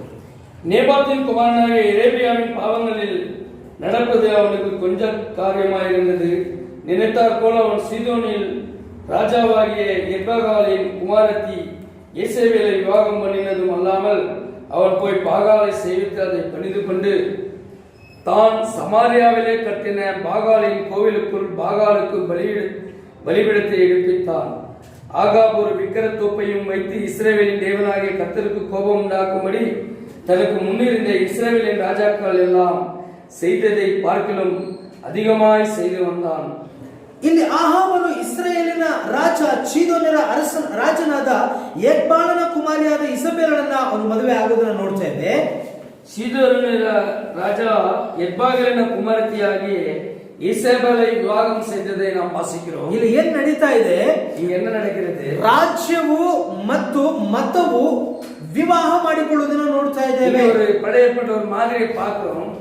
அரசியலும் மதமும் ವಿವಾಹಂ செய்து கொள்கிறதை பார்க்கிறோம். ಇಸಬೇಲಳು ಚೀದೋನ್ಯರ ದೇಶದಲ್ಲಿದ್ದ ಬಾಳನ ವಿಗ್ರಹಗಳನ್ನ ಅವಳು ಇಸ್ರಾಯೇಲ್ ದೇಶಕ್ಕೆ ತರುವುದನ್ನು ನಾವು ನೋಡ್ತೇವೆ. இஸ்ரவேல் வந்து ஒரு அந்நிய ஜாதி. சீதோனிய தேசத்தில் அவள் ஒரு விக்கிரகத்தை அங்கே கொண்டு வருகிறதை, பாகால் தெய்வத்தை கொண்டு வருகிறதை பார்க்கிறோம். ಬಾಳನಿಗೆ ದೊಡ್ಡ ದೇವಾಲಯವನ್ನ ಆಹಾಬನು ಕಟ್ಟಿಸುವುದನ್ನು ಕೂಡ ನಾವು ನೋಡ್ತೇವೆ.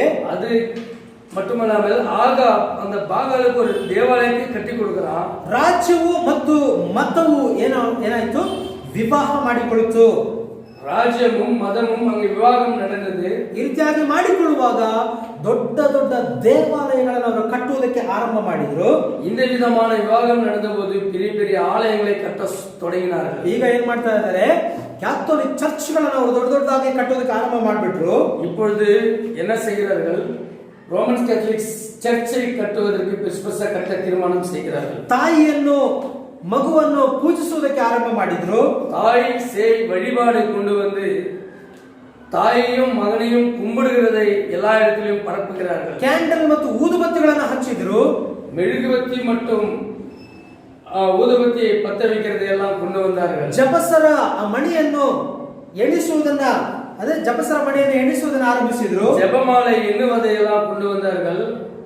ಸನ್ಯಾಸಿಗಳನ್ನಾಗಿ ಮಾಡಿದ್ರು. ಕನ್ಯಾಸ್ತ್ರೀಗಳಾಗ ಮಾற்றಪಟ್ಟಾர்கள். ಎಲ್ಲಾ ವಿಧವಾದಂತ ಬ್ಯಾಬಿಲೋನಿನ ಕಾರ್ಯಗಳು ಈ ಒಂದು ಅಟಾಲಸ್ನ ಮೂಲಕವಾಗಿ ರೋಮ್ಗೆ ಪ್ರವೇಶ ಮಾಡಿತು. இந்த அருவருப்பான பாபிலோனின் காரியங்கள் எல்லாம் அட்டாலஸ் ராஜாவின் மூலமாக ಬಾಬಿಲೋನಿನಿಂದ ರೋಮಕ್ಕೂ ಕೊಂಡು ಬರಪಟ್ಟಿದೆ. ಹಾಗಾದ್ರೆ ಈ ರೋಮನ್ ಕ್ಯಾಥೋಲಿಕ್ ಚರ್ಚ್ ನಲ್ಲಿ ನಡೆಯುವಂತ ಎಲ್ಲಾ ಕಾರ್ಯಗಳು ಕ್ರೈಸ್ತ ಕಾರ್ಯಗಳ ಅಥವಾ ಬ್ಯಾಬಿಲೋನಿನ ಕಾರ್ಯಗಳ ಎಂಬುದಾಗಿ ನೋಡುವುದಾದ್ರೆ ಇವೆಲ್ಲವೂ ಕೂಡ ಬ್ಯಾಬಿಲೋನಿನ ಮತವೇ ಆಗಿತ್ತು. இன்றைக்கு பேர் கிறிஸ்தவர்களாகிய ரோமன் கேத்தலிக் சபையில நடக்கிற காரியங்கள் எல்லாம் பார்க்கும்போது இது கிறிஸ்துவனுடைய காரியங்கள் அல்ல, இது பாபிலோனுடைய துருபதேசங்களாக இருக்கிறது என்பதை நாம் புரிந்து கொள்கிறோம். ಹಾಗಾದ್ರೆ ಎಷ್ಟು ಜನ ಮೋಸ ಹೋಗಿದ್ದಾರೆ. ಗೌಣಿಗಳು எவ்வளவு பேர் மோசம் போயிருக்கிறார்கள். ಆದ್ರೆ ಇದರಲ್ಲಿ ದೊಡ್ಡ ವಿಷಯವೇನು ಇಲ್ಲ. இதுல பெரியசா ஒன்றும் சொல்வதற்கு ஒன்றுமில்லை. ಯಾಕಂದ್ರೆ ಮೋಸ ಹೋಗುವುದಕ್ಕಾಗಿ ಅವರು ನೇಮಿಸಲ್ಪಟ್ಟಿದ್ದಾರೆ. ஏனென்றால் மோசம் போகும்படிக்கே அவர்கள் நியமிக்கப்பட்டு இருக்கிறார்கள். ಆದ್ರೆ ನಮ್ಮ ಮೇಲೆ ದೇವರ ಕೃಪೆ ಇರೋದ್ರಿಂದ ನಾವೇನಾಗಿದ್ದೇವೆ? ಅದು ಯಾರು ಏನು ಎಂಬುದಾಗಿ ನಾವು ತಿಳ್ಕೊಂಡಿದ್ದೇವೆ. தேவனுடைய கிருபை நம்ம மேல இருக்கிறதுனால அவர் யாரு என்ன என்பதை நாம் அறிந்திருக்கிறோம். ஹல்லேலூயா. ಮೊದಲ ರೀತಿಯನ್ನ ಮೋಸಗೊಳಿಸುವುದಕ್ಕೆ ಸಾಧ್ಯವಿಲ್ಲ. ಮನವಾಟಿ ವಂಚಿಸಪಡவே முடியாது. ರಾಜಕೀಯದ ಹಣದಲ್ಲಿ ಅವ್ರು ಏನ್ ಮಾಡಿದ್ರು? ದೊಡ್ಡ ದೊಡ್ಡ ಕಟ್ಟಡಗಳನ್ನ, ಅವರು ದೇವಾಲಯಗಳನ್ನ ಕಟ್ಟಿದ್ರು. உலக ஐஸ்வர்யத்தினாலே அவர்கள் தேவாலயத்தையும் பெரிய பெரிய ஆலயத்தையும் கட்டினார்கள். ತುವತೈರ ಸಭೆಯ ಕಾಲದಲ್ಲಿ ಸಂದೇಶದಲ್ಲಿ ಪ್ರವಾದಿ ಬ್ರಹ್ನಾಮ್ ಈ ರೀತಿಯಾಗಿ ಹೇಳ್ತಾರೆ. தேத்ரா சபையின் செய்தியிலே சகோதரன் பிரணாம் இவ்விதமாக சொல்கிறார். ಆಹಾಬನು ಇಸಬೇಲಳನ್ನು ಮದುವೆ ಆದ. ಆಗ ಇಸಬೇலை திருமணம் செய்து கொண்டார். ಆಹಾಬನು ರಾಜ್ಯಾಂಗದ ಹಣದಲ್ಲಿ ಅಷ್ಟೋರೆತ್ ಮತ್ತು ಬಾಳನ ವಿಗ್ರಹದ ದೇವಾಲಯವನ್ನು ಕಟ್ಟಿಸಿದ ಎಂಬುದಾಗಿ ನಾವು ನೋಡ್ತೇವೆ. ಪ್ರವಾದಿಯವರು ಹೇಳುವುದನ್ನು பாகாலுடைய தெய்வத்தையும் அஸ்தரோத்தினுடைய தெய்வத்தையும் ದೇವಾಲಯத்தையும் கட்டினான் என்று நாம் பார்க்கிறோம். ಹಾಗೆ ಕಾನ್ಸ್ಟಂಟೈನನು ಮತ್ತು ಚರ್ಚ್ ವಿವಾಹವಾಯಿತು. அதே போலவே ಕಾನ್ಸ್ಟಂಟ್ ರಾಜಾவும் ಸಭೆயும் ವಿವಾಹமானது. ಕಾನ್ಸ್ಟಂಟೈನನ ಆ ರೋಮ ಚಕ್ರವರ್ತಿ ಆ ಮತವನ್ನು ವಿವಾಹ ಮಾಡಿಕೊಳ್ಳುವಾಗ ಮತವು ರಾಜಕೀಯವು ಒಂದಾಯಿತು. அந்த ரோம சக்கரவர்த்தியாದ கான்ஸ்டன்ட் ராஜா கிறிஸ்துவ சபையை அவர் விவாகம் செய்து கொண்ட போது அரசியலும் மதமும் ஒன்றாக கலக்கப்பட்டது. ಯಾವಾಗ ಒಂದಾಯಿತು அது எப்பொழுது ஒன்றானது? ಚರಿತ್ರೆಯಲ್ಲಿ ನಾವು ನೋಡುವಾಗ, சரித்திரத்தை நாம் வாசிக்கும் பொழுது ಅಕ್ಟೋಬರ್ 28 ಕ್ರಿಸ್ತ ಶಕ 312ನೇ ವರ್ಷದಲ್ಲಿ, கிறிஸ்துக்கு பிறகு அக்டோபர் 28 ಕ್ರಿಸ್ತ ಶಕ 312ರಲ್ಲಿ 312ஆம் ஆண்டு ಕಾನ್ಸ್ಟಂಟೈನ್ ಅವನ ಹದ್ದಿನ ಚಿಹ್ನೆಯನ್ನ ತೆಗೆದು ಶಿಲುಬೆ ಚಿಹ್ನೆಯನ್ನ ಹಾಕ್ತಾನೆ. அந்த சிலுவை கழுகினுடைய சின்னத்தை எடுத்து சிலுவையினுடைய அடையாள சின்னத்தை போடுகிறார். ಕಾನ್ಸ್ಟಂಟೈನ್ ಅದನ್ನು ಜೋಡಿಸಿದ. ಕಾನ್ಸ್ಟಂಟ್ ರಾಜ அதை அங்கே பொருத்தினான். ನಂತರ ಪೋಪ್ ಅದರ ಮುಖ್ಯಸ್ಥನಾಗಿ ಬದಲಾದ. உடனே அந்த இடத்துக்கு போப் என்கின்ற ஒரு போப்பாண்டவராக அங்கே நியமிக்கப்பட்டான். ದೊಡ್ಡ ದೊಡ್ಡ ದೇವಾಲಯ ಇವೆರಡು ಈ ರೀತಿಯಾಗಿ ಆದಾಗ ದೊಡ್ಡ ದೊಡ್ಡ ದೇವಾಲಯಗಳು ಕಟ್ಟಲ್ಪಟ್ಟಿತ್ತು. இந்த விதமாக ஆனபோது பெரிய பெரிய தேவாலயங்கள் கட்டப்பட்டது. உலகம் முழுவதும் அந்த ரோமன் கத்தோலிக்க மூலமாக ஆலயங்கள் கட்டப்பட்டது. ಕಾನ್ಸ್ಟಂಟೈನ್ ಹೇಗೆ ಬದಲಾದ ಎಂಬುದಾಗಿ ನಮಗೆಲ್ಲ ಗೊತ್ತಿದೆ. கான்ஸ்டன்ட் ராஜா எப்படி அவன் மாற்றப்பட்டான் என்பதை நாம் அறிந்திருக்கிறோம். ಗೊತ್ತಿದೆಯಾ? தெரியுமா? ಕಾನ್ಸ್ಟಂಟೈನ್ ಹೇಗೆ ಅವನು ಬದಲಾದ? கான்ஸ்டன்ட் ராஜா எப்படி அவன் மாறினான் என்பதை அறிவீர்களா? ಅವನಿಗೆ ಒಂದು ರಾತ್ರಿಯಲ್ಲಿ ಒಂದು ಕನಸು ಬಿದ್ದಿತ್ತು. அவனுக்கு ராத்திரில ஒரு கனவு உண்டானது. ಅವನು ಯುದ್ಧಕ್ಕೆ ಹೋಗ್ತಾ ಇದ್ದ. ಅವನು ಯುದ್ಧಕ್ಕೆ ಹೋಗಿರಾನ್. ಅವನು ಯುದ್ಧಕ್ಕೆ ಹೋಗುವಾಗ ಅವನಿಗೆ ರಾತ್ರಿಯಲ್ಲಿ ಕನಸು ಬಿತ್ತು. ಆ ಕನಸಿನಲ್ಲಿ ಶಿಲುಬೆಯ ಚಿಹ್ನೆಯು ಅವನ ಕನಸಿನಲ್ಲಿ ಕಂಡಿತು. அந்த கனவிலே சிலுவை ಅವನ ಕಣ್களுக்கு ಮುಂಭಾಗ ಕಂಡது. ಅದಾದ್ಮೇಲೆ ಅಲ್ಲೊಂದು ಶಬ್ದ ಅವನಿಗೆ ಕೇಳಿತು. அந்த நேரத்தில் அவனுக்கு ஒரு சத்தம் உண்டானது. ಆ ಶಬ್ದದಲ್ಲಿ ಏನಂದ್ರೆ ನಾನು ನಿನ್ನೊಂದಿಗಿದ್ದೇನೆ ಎಂಬುದಾಗಿ ಹೇಳಿ ಆ ಶಬ್ದ ಹೇಳಿತು. அந்த சத்தம் நான் உன்னுடனே இருக்கிறேன் என்று ಅವನಿಗೆ ಉಂಟಾನது. ಸರಿ, ನಂತರ ಆ ಶಿಲುಬೆ ಅವನು ಕಂಡಂತ ಶಿಲುಬೆ ಚಿಹ್ನೆಯನ್ನ ಆ ರಾತ್ರಿನೇ ಏನ್ ಮಾಡ್ತಾನೆ, ಎಲ್ಲ ಸೈನ್ಯಗಳ ಆ ಒಂದು ಸೈನ್ಯದ ತುಕಡಿಗೆ ಶಿಲುಬೆ ಚಿಹ್ನೆಯನ್ನ ಹಾಕ್ತಾನೆ. உடனே அவன் என்ன பண்றான், அந்த ராத்திரி வேளையிலே அந்த ரோம ராஜ்யத்தில் எல்லாருக்கும் அந்த சிலுவையினுடைய ಚಿಹ್ನೆத்தை அடையாளமாக பொறுத்துகிறான். ನಂತರ ಅವನು ಯುದ್ಧಕ್ಕೆ ಹೋಗಿ ಜಯವನ್ನು ಹೊಂದಿ ಅವನು ತಿರುಗಿ ಬರ್ತಾನೆ. மீண்டுமாக அவன் கிரேக்க ராஜ்யத்தின் மீது யுத்தத்துக்கு போயிட்டு ஜெயிச்சிட்டு மீண்டுமாக வருகிறான். ಅವನು ಎಲ್ಲಾ ರಾಜ್ಯಗಳನ್ನು ವಶ ಮಾಡಿಕೊಳ್ತಾನೆ. எல்லா ராஜ்யத்தையும் தன் ವಶಪಡಿಸಿ கொண்டான். ಶಿಲುಬೆಯ ಚಿಹ್ನೆಯಿಂದ ಅಲ್ಲಿ ರಾಜಕೀಯ ಮತವು ಕೂಡ ಒಂದಾಯಿತು. அந்த சிலுவையின் மூலமாக அவனுக்கு வெற்றி கிடைத்தபடினாலே தன்னுடைய ರಾಜ್ಯத்தோடு கிறிஸ்துவ மார்க்கத்தையும் ಅವನು ಇணைத்துக் கொண்டான். ನಮ್ಮ ದೇಶದಲ್ಲೂ ಆ ರೀತಿಯಾಗಿರುವುದರಿಂದ ಕ್ರೈಸ್ತರಿಗೆ ಏನಾಗಿದೆ, ಆಪತ್ತು ಬಂದಿದೆ. நம்ம நாட்டிலேயும் அதே மாதிரி அரசியல் மதமும் கலந்ததுனாலே உண்மையான கிறிஸ்தவர்களுக்கு ஆபத்து வந்திருக்கிறது. ಆದ್ರೂ ಕೂಡ ನಮಗೆ ಅಷ್ಟಾದ ಒಂದು ಉಪದ್ರವ ಬರಲಿಲ್ಲ. ஆனாலும் நமக்கு அவ்வளவு ஒரு உபத்திரவம் உண்டாகவில்லை. ಯಾಕೆ ಬರಲಿಲ್ಲ? ஏன் வரல? ಪರಿಶುದ್ಧಾತ್ಮನು ಅದನ್ನು ತಡೆ ಹಿಡಿದಿದ್ದಾನೆ. சுத்த ஆவியானவர் ನಮ್ಮ ಮೇಲೆ ಅದು ಮೇಲ್ಕೊಳ್ಳಾದಕ್ಕೆ ತಡೆ செய்து கொண்டிದ್ದಾನೆ. ನಾವು ಎತ್ತಲ್ಪಡುವ ತನಕ ಅದು ಏನ್ ಮಾಡೋದಿಲ್ಲ, ಅದು ನಮ್ಮ ಮೇಲೆ ಕಾರ್ಯ ಮಾಡದಂತೆ ಪರಿಶುದ್ಧಾತ್ಮನು ತಡೆ ಹಿಡಿದಿದ್ದಾನೆ. நாம் எடுத்துக்கொள்ளப்படுவது போகிற வரைக்கும் அந்த அரசியலும் மதமும் நம்மளை உபத்திரப்படுத்தாதபடிக்கு பரிசுத்த ஆவியானவர் தன் காலால் ತಡೆದು வைத்துக் கொண்டிருக்கிறார். ಹಾಗಾದ್ರೆ ನಮಗೆ ವಿರುದ್ಧವಾಗಿ ಯಾವ ಶಕ್ತಿಯೂ ಕೂಡ ಜಯಿಸೋದಕ್ಕೆ ಸಾಧ್ಯವಿಲ್ಲ. ಹಾಗೆ ಅನ್ನಪಡಿனால் ನಮಗೆ ವಿರುದ್ಧವಾಗಿ எந்த வல்லமையும் ஜெயிக்க முடியாது. ಹಲ್ಲೆಲೂಯಾ. ಹಲ್ಲೆಲೂಯಾ. ಈಗ ನಾಮಧೇಯ ಕ್ರೈಸ್ತರೆಲ್ಲರೂ ಕೂಡ ಒಂದು ಸೇರಿ ಬೈಬಲ್ ನಲ್ಲಿ ತಪ್ಪು ಇದೆ ಅಂತ ಹೇಳಿ ಅವರು ಒಂದು ತಪ್ಪನ್ನ ಕಂಡುಹಿಡಿಯೋದಕ್ಕೆ ಬಂದ್ರು. ಆ ಒಂದು ಕಾನ್ಸ್ಟಂಟೈನ್ ಆ ಒಂದು ಸಮಯದಲ್ಲಿ நாட்களிலே உலகத்தில் இருந்த எல்லா கிறிஸ்தவர்களும் ஒன்று சேர்ந்து வேதத்தில் ஏதோ ஒரு தவறு இருக்கிறது என்று அந்த கான்ஸ்டன்டைன் ராஜாவின் நாட்களிலே குற்றம் கண்டுபிடிக்க எல்லாரும் ஒன்று கூடினார்கள். ಆ ಸಮಯದಲ್ಲಿ ಅಲ್ಲಿ ನೈಸಿಯಾ ಎನ್ನುವಂತ ಒಂದು ಸ್ಥಳದಲ್ಲಿ ಅವರೆಲ್ಲರೂ ಒಂದು ಸೇರ್ತಾರೆ. அந்த நாட்களில் நிசாயா என்கின்ற ஒரு இடத்திலே அவர்கள் ஒன்று கூடுகிறார்கள். ಕ್ರಿಸ್ತ ಶಕ 325ನೇ ವರ್ಷದಲ್ಲಿ, கிறிஸ்துக்கு பிறகு 325ஆம் ஆண்டு காலகட்டத்தில் ಅವರು ಒಂದು ಸೇರಿದಾಗ ಕಾನ್ಸ್ಟಂಟೈನ್ ಏನ್ ಮಾಡ್ತಾನೆ, அவர்கள் ஒன்று கூடும்போது கான்ஸ்டன்ட் ராஜா என்ன செய்கிறார், ಒಂದು ಗುಂಪನ್ನು ಅವರು ಕೂಡಿಸಿದ. அந்த ஒரு கூட்டத்தை கூட்டிக் கொண்டு ನಾಮಧೇಯ ಕ್ರೈಸ್ತರೆಲ್ಲರೂ ಕೂಡ ಕೂಡಿದ್ರು. அந்த பேர் கிறிஸ்த யாவரும் அந்நாளில் இருந்த எல்லா கிறிஸ்தவர்களும் ஒன்று கூடினார்கள். ಆದ್ರೆ ನಿಜವಾದ ಕ್ರೈಸ್ತರಿಗೆ ಅಲ್ಲಿ ಸ್ಥಳ ಇರಲಿಲ್ಲ. ஆனால் அந்த கூட்டத்தில் உண்மையான கிறிஸ்தவர்கள் அங்கு கூடவில்லை. ಸರಿ, ಈಗ ಅಲ್ಲಿ ನಡೆದಂತ ಆ ಒಂದು ವಾಗ್ವಾದ ಏನಾಗಿತ್ತು ಅಂತ ಹೇಳಿದ್ರೆ ದೈವತ್ವದ ಕುರಿತಾಗಿತ್ತು. அங்கே அந்த மாநாட்டில் நடந்த விஷயம்னா தேவத்துவத்தை குறித்த காரியங்கள் பேசப்பட்டது. ಅವರು ಹೇಳಿದ್ರು, ಅಲ್ಲಿರುವಂತ ಎಲ್ಲರೂ ಕೂಡ ಹೇಳಿದ್ರು, ದೈವತ್ವದ ಆ ಒಂದು ಕುರಿತಾಗಿ ಹೇಳುವಾಗ ತಂದೆಯೂ ಇದ್ದಾನೆ, ಮಗನೂ ಇದ್ದಾನೆ, ಪವಿತ್ರಾತ್ಮನೂ ಇದ್ದಾನೆ, 3 ವ್ಯಕ್ತಿಗಳಾಗಿದ್ದಾರೆ ಎಂಬುದಾಗಿ ಚರ್ಚೆಗಳು ಅಲ್ಲಿ ಆರಂಭವಾಯಿತು. இங்கே ஒரு கூட்டத்தார்கள் தேவன் 3 ஆட்களாக இருக்கிறார், பிதாவாக இருக்கிறார், குமாரனாக இருக்கிறார், பரிசுத்த ஆவியாக இருக்கிறார் என்று ஒரு கூட்டமும், இன்னொரு கூட்டம் அதுக்கு விரோதமாகவும் அங்கே பிரச்சனைகள் ಉಂಟಾனது. ದೇವರು ಬೇರೆ ಬೇರೆ ಆಗಿದ್ದಾರೆ ಅನ್ನುವಂಥದ್ದನ್ನ ಅಲ್ಲಿ ಆರಂಭವನ್ನು ಮಾಡಿದ್ರು. தேவன் 3 ஆட்களாக இருக்கிறார் என்ற பிரச்சனைகள் எல்லாம் தொடங்கினார். ಆದ್ರಿಂದ ತಂದೆ ಮನುಷ್ಯನಾಗಿ ಬರಲಿಕ್ಕೆ ಸಾಧ್ಯವಿಲ್ಲ ಎಂಬುದಾಗಿ ಅವರು ಹೇಳಿದ್ರು. இன்னொரு கூட்டத்தார்கள் தந்தை எப்படி ஒரு குமாரனாய் வர முடியும், ஆகாது என்று சொல்லிக் கொண்டார்கள். ಮಗನನ್ನು ನೋಡಿ ತಂದೆ ಏನು ಹೇಳಿದನೆಂದರೆ, ನೀನು ಹೋಗಿ ಮನುಷ್ಯನಾಗಿ ಜನರಿಗಾಗಿ ಸಾಯಬೇಕು ಎಂಬುದಾಗಿ ಹೇಳಿದ್ರು. தந்தையானவர் மகனை போய் நீ ஜனங்களுக்காக சாக வேண்டும் என்று சொன்னார்கள். ಮಗನ ಕೆಲಸ ಮುಗಿದ ನಂತರ ಪರಿಶುದ್ಧಾತ್ಮನಿಗೆ ಈಗ ನೀನೊಬ್ಬ ಸಹಾಯಕನಾಗಿರಬೇಕು, ಆದ್ರಿಂದ ನೀನು ಅಲ್ಲಿ ಹೋಗಿ ಸಹಾಯಕನಾಗಿರು ಎಂಬುದಾಗಿ ಹೇಳಿದ್ರು. அந்த மகனுடைய வேலை முடிந்த பிறகு தந்தையானவர் பரிசுத்த ஆவியானவரை பார்த்து நீ போயிட்டு அந்த ஜனங்களுக்கெல்லாம் சத்திய ஆவியானவரை தேற்றவனாய் என்று சொன்னார்கள் ಎಂದು ನೈಸಿಯಾದಲ್ಲಿ ಈ ತೀರ್ಮಾನ ಆಯಿತು. இப்படிப்பட்ட அந்த திருத்துவ தீர்மானம் நிசையா மாநாட்டிலே நிறைவேற்றப்பட்டது. 3 ವ್ಯಕ್ತಿಗಳಿದ್ದಾರೆ, தேவன் 3 ஆளத்துவத்தில் இருக்கிறார் என்ற தீர்மானத்தை நிறைவேற்றினார்கள். ತಂದೆ ಎಲ್ಲವನ್ನ ಉಂಟು ಮಾಡಿದ ಎಂಬುದಾಗಿ ಹೇಳಿದ್ರು. பிதாவானவர் எல்லாவற்றையும் உண்டாக்கிறார்கள் என்றும் ಮಗನಾದ ಆ ಕುಮಾರನು ರಕ್ಷಕನಾಗಿದ್ದಾನೆ ಎಂಬುದಾಗಿ ಹೇಳಿದ್ರು. குமாரனாகிய தேவன் ரட்சகராய் இருக்கிறார் என்றும் ತಂದೆಯು ಮಗನನ್ನ ಕಳುಹಿಸಿದ ಎಂಬುದಾಗಿ ಹೇಳಿದ್ರು. ತಂದೆಯಾನ ದೇವರು ಕುಮಾರನಾಗಿಯ ದೇವனை அனுப்பினார் என்றும் ಅವರ ಕೆಲಸ ಮುಗಿದ ಮೇಲೆ ಈಗ ಪರಿಶುದ್ಧಾತ್ಮನು ಬಂದಿದ್ದಾನೆ ಎಂಬುದಾಗಿ ಹೇಳಿದ್ರು. குமாரனாகிய தேவன் வேலை முடிந்ததும் இப்ப பரிசுத்த ஆவியானவரே தேவனாய் வந்திருக்கிறார் என்றும் ಇದೇ ತ್ರೇಕತೆಯ ಉಪದೇಶ. இதுவே திருத்துவ தேவனுடைய ಉಪದೇಶத்தை அந்த மாநாட்டிலே நிறைவேற்றினார். ಹಾಗಾದ್ರೆ ತ್ರೇಕತೆಯ ಉಪದೇಶ ಎಲ್ಲಿ ಆರಂಭ ಆಯಿತು? இந்த திருத்துவ போதனை எங்கே தொடங்கினது? ಕ್ರಿಸ್ತ ಶಕ 325ನೇ ವರ್ಷದಲ್ಲಿ, கிறிஸ்துக்கு பிறகு 325ஆம் ஆண்டு தொடங்கினது.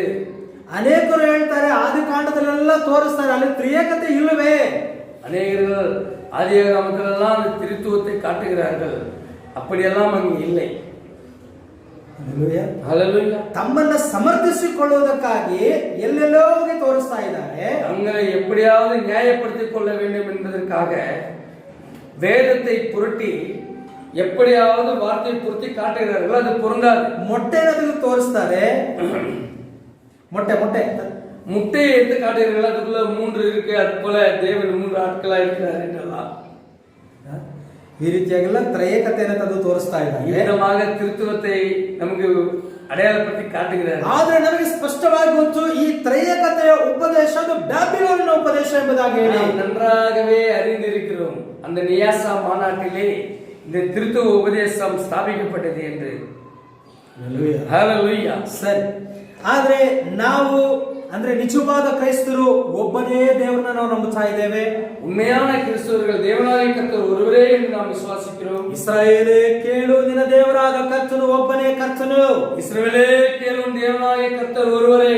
Hallelujah, hallelujah. ಇಸ್ರಾಯೇಲಿಗೆ ಒಬ್ಬನೇ ಕರ್ತನಾದ್ರೆ ಅನ್ಯ ಜನರಿಗೆ ಹೇಗೆ 3 ಕರ್ತನಾದ್ರು? இஸ்ரவேலுக்கு தேவன் ஒருவராய் இருந்தால் பிரஜாதி மனவாட்டிக்கு எப்படி 3 தேவர்களாக முடியும்?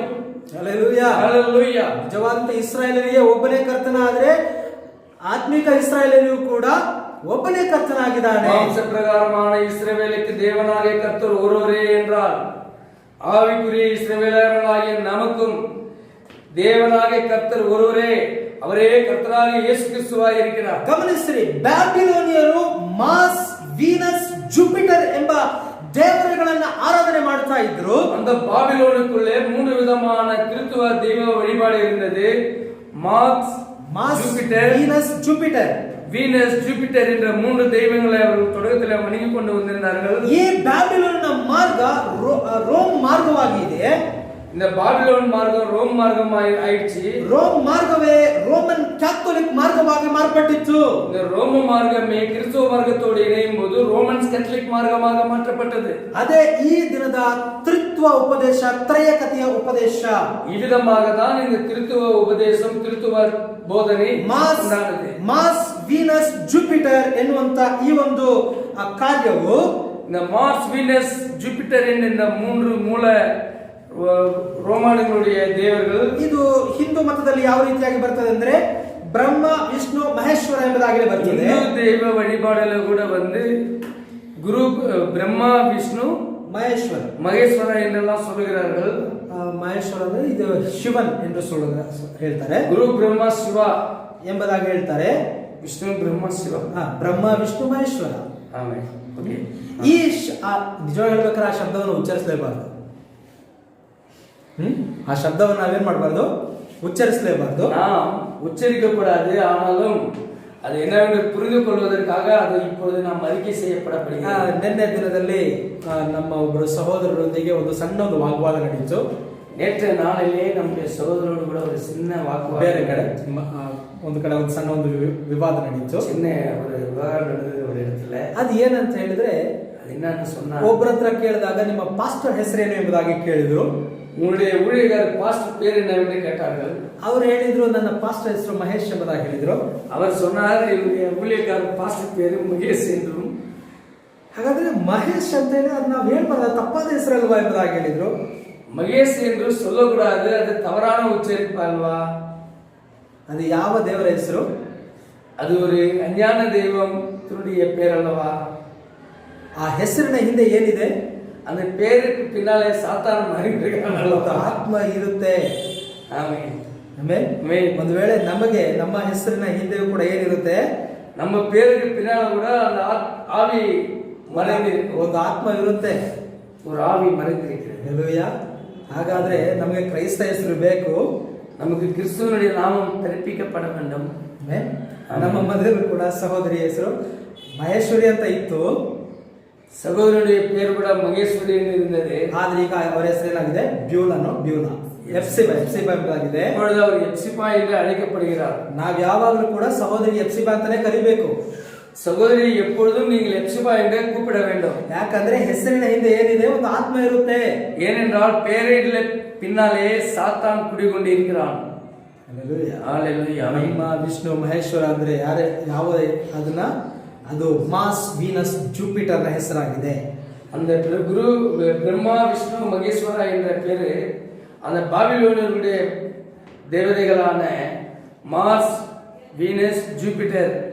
ಹಾಗಾದ್ರೆ ಅವರು ಮೂರು ದೇವರುಗಳನ್ನು ಅವರು ಆರಾಧನೆ ಮಾಡ್ತಾ ಇದ್ರು. ಮೂರು ದೇವರುಗಳೇ ಅವರು ತೊಳೆದುಕೊಂಡು ಬಂದಾಗ ಅದು ರೋಮನ್ ಕ್ಯಾಥೋಲಿಕ್ಗೆ ಬರುವಾಗ ತಂದೆ, ಮಗ, ಪವಿತ್ರಾತ್ಮವಾಗಿ ಅದು ಮಾರ್ಪಟ್ಟಿತ್ತು. அது ரோம் மூலமாக கிறிஸ்துவர்களோடு சேரும் பொழுது கிறிஸ்துவமும் ரோமும் ஒன்றாக இணைந்த போது ரோமன்ஸ் கேத்தலிக் ஆகி பிதா, குமாரன், பரிசுத்தாவி என்ற அதே சேம் விதமான மூன்று விதமான தெய்வ வெளிப்பாடு கிறிஸ்துவ மார்க்கத்திலும் ಉಂಟಾನದೆ ಸ್ಥಾಪನ ಸಭೆಗಳಲ್ಲಿ. ಸರಿ, ಆದ್ರೆ ಬೈಬಲ್ ಅಲ್ಲಿ ಆ ತಂದೆ, ಮಗ, ಪವಿತ್ರಾತ್ಮ ಇದೆಯಲ್ಲ ಎಂಬುದಾಗಿ ನೀವು ಹೇಳ್ಬೋದು. நீங்க சொல்லலாம் பிதா, குமாரன், பரிசுத்தாவி நாமம் என்பது வேதத்தில் இருக்கிறதல்லவா என்று. ಸರಿ, ತಂದೆ, ಮಗ, ಪವಿತ್ರಾತ್ಮ ಅನ್ನೋದು ವೇದದಲ್ಲಿ ಇದೆ. வேதத்தில் பிதா, குமாரன், பரிசுத்தாவி நாமம் இருக்கிறது. ஆனால் ಇದು ಬ್ಯಾಬಿಲೋನಿನ ಮತಕ್ಕೆ ಸಂಬಂಧಪಟ್ಟಂತದಲ್ಲ. இது பாபிலோனுடைய மார்க்கத்துக்கு ಸಂಬಂಧಪಟ್ಟದಲ್ಲ. ಇದು ಏನಾಗಿದೆ? ಇವರ ಒಂದು ಉಪದೇಶ ಏನಾಗಿದೆ? ಒಂದರಲ್ಲಿ ಮೂರು, ಮೂರರಲ್ಲಿ ಒಂದು. ನಾಲ್ಕುரிய ಸ್ಥಾಪನೆ ಕ್ರಿಸ್ತುವனுடைய ಉಪದೇಶ ಏನಾಗಿದೆ? ಒಂದಿಲ್ ಮೂರು, ಮೂರಿಲ್ ಒಂದು. ಇದು ಸಿದ್ಧಾಂತವಾಗಿ ಸೃಷ್ಟಿಯಾಯಿತು. இது வழக்கப்படியே அப்படியாக வந்துவிட்டது. ಇದೊಂದು ಉಪದೇಶ, ಇದೊಂದು ಸಿದ್ಧಾಂತ, ಇದೊಂದು ತತ್ವ, ಇದೊಂದು ಡಾಕ್ಟ್ರಿನ್ ಆಗಿದೆ. இது நியாச மாநாட்டு நாட்களில் இருந்து அப்படியே சபையிலாக ஊடுருவி வந்து கொண்டே இருக்கிறது. ಹಲ್ಲೆಲೂಯಾ. ಆಗ ಅಲ್ಲಿ 3 ಕೊಂಬುಗಳಾದ ಹೆರುಲಿ, ವ್ಯಾಂಡ್ರೋಸ್, ಆಸ್ಟ್ರೋಗೋಸ್, ಈ 3 ಕೊಂಬುಗಳು ನಾವು ಅದನ್ನ ನಂಬೋದಿಲ್ಲ ಎಂಬುದಾಗಿ ಹೇಳಿದ್ರು. ಹೆರುಲಿ, ವ್ಯಾಂಡ್ರೋ, ಆಸ್ಟ್ರೋಗೋಸ್ இதை நாம் நம்புறதில்லை என்று சொல்லிக்கொண்டிருந்தோம். ಆ ಒಂದು ನೈಸಿಯಾ ಕೌನ್ಸಿಲ್ ನಲ್ಲಿ, அந்த நியாசா கவுன்சில்ல ಗಮನಿಸ್ರಿ, இந்த 3 குறித்து அவர்கள் நம்புறதில்லை என்று சொன்னார்கள். ಎಷ್ಟು ರಾಜ್ಯಗಳಿದೆ, ಎಷ್ಟು ಕೊಂಬುಗಳಿದೆ? 10 ಕೊಂಬುಗಳು. எத்தனை கொம்புகள் இருக்கு? 10 கொம்புகள். 10 ಕೊಂಬುಗಳಲ್ಲಿ ಎಷ್ಟು ಕೊಂಬು ಕೀಳಲ್ಪಟ್ಟಿದೆ? 3 ಕೊಂಬುಗಳು வேரோடு பிடுங்கப்பட்டிருக்கிறது. ಅದು ಯಾಕೆ ಕೊಂಬುಗಳು ಕೀಳಲ್ಪಡುತ್ತೆ ಎಂಬುದಾಗಿ ನಾವು ಈಗ ನೋಡ್ತಾ ಇದ್ದೇವೆ.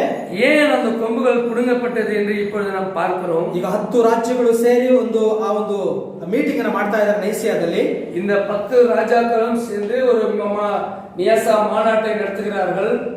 ಈಗ 10 ಕೊಂಬುಗಳಲ್ಲಿ 7 ಕೊಂಬುಗಳು ನೀನು ಹೇಳಿದ್ದೇ ಕರೆಕ್ಟ್ ಎಂಬುದಾಗಿ ಹೇಳ್ತಾ 7 ராஜாக்களும் சேர்ந்து ஒரு மனமாகி இந்த பிதா குமாரன் பரிசுத்தாவி தேவன் 3 பேரா இருக்கிறதை வந்து உறுதிப்படுத்துகிறார்கள். ಆದ್ರೆ ಈ 3 ಕೊಂಬುಗಳು ಯಾವುದು? ಹೆರುಲಿಯಸ್, ವ್ಯಾಂಡ್ರೋ ಮತ್ತು ಆಸ್ಟ್ರೋಗೋಸ್ ಮತ್ತು ಈ 3 ರಾಜ್ಯಗಳು, இந்த வெருலியஸ் மற்றும் ஆஸ்ட்ரோகோஸ் ಮತ್ತು ವ್ಯಾಂಡ್ರೋ இந்த 3 ರಾಜ್ಯங்களும் ಇವರು ಏನ್ ಮಾಡಿದ್ರು? ನಿಮ್ಮ ಈ ಒಂದು ಸಿದ್ಧಾಂತವನ್ನು ನಾವು ನಂಬೋದಿಲ್ಲ, இந்த ஒரு உபதேசத்தை அவர்கள் எதிர்த்து நின்றார்கள். ಯಾಕಂದ್ರೆ ಯೇಸು ಕ್ರಿಸ್ತನೇ ಸೃಷ್ಟಿಕರ್ತನಾಗಿದ್ದಾನೆ, அவர்கள் இயேசுவே தேவன் என்று சிருஷ்டிகர்த்தர் என்று விசுவாசித்தார்கள். ಆದ್ದರಿಂದ ಅವರ ಸಿದ್ಧಾಂತವನ್ನು ಅವರು ಒಪ್ಪಿಕೊಳ್ಳದೇ ಇದ್ದಂತ ಕಾರಣದಿಂದ அவர்களுடைய அந்த தத்துவத்தை இவர்கள் ஏற்றுக்கொள்ளாதபடினாலே ಇವರು ಏನ್ ಮಾಡಿದ್ರು?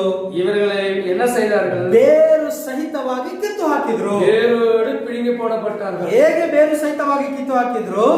என்ன வேரோடு பிடுங்கி போடப்பட்டார்கள்? ಅವರೊಂದಿಗೆ ಯುದ್ಧ ಮಾಡಿ ಒಬ್ಬರನ್ನು ಕೂಡ ಉಳಿಸದೆ ಕೊಂದು ಹಾಕಿದ್ರು.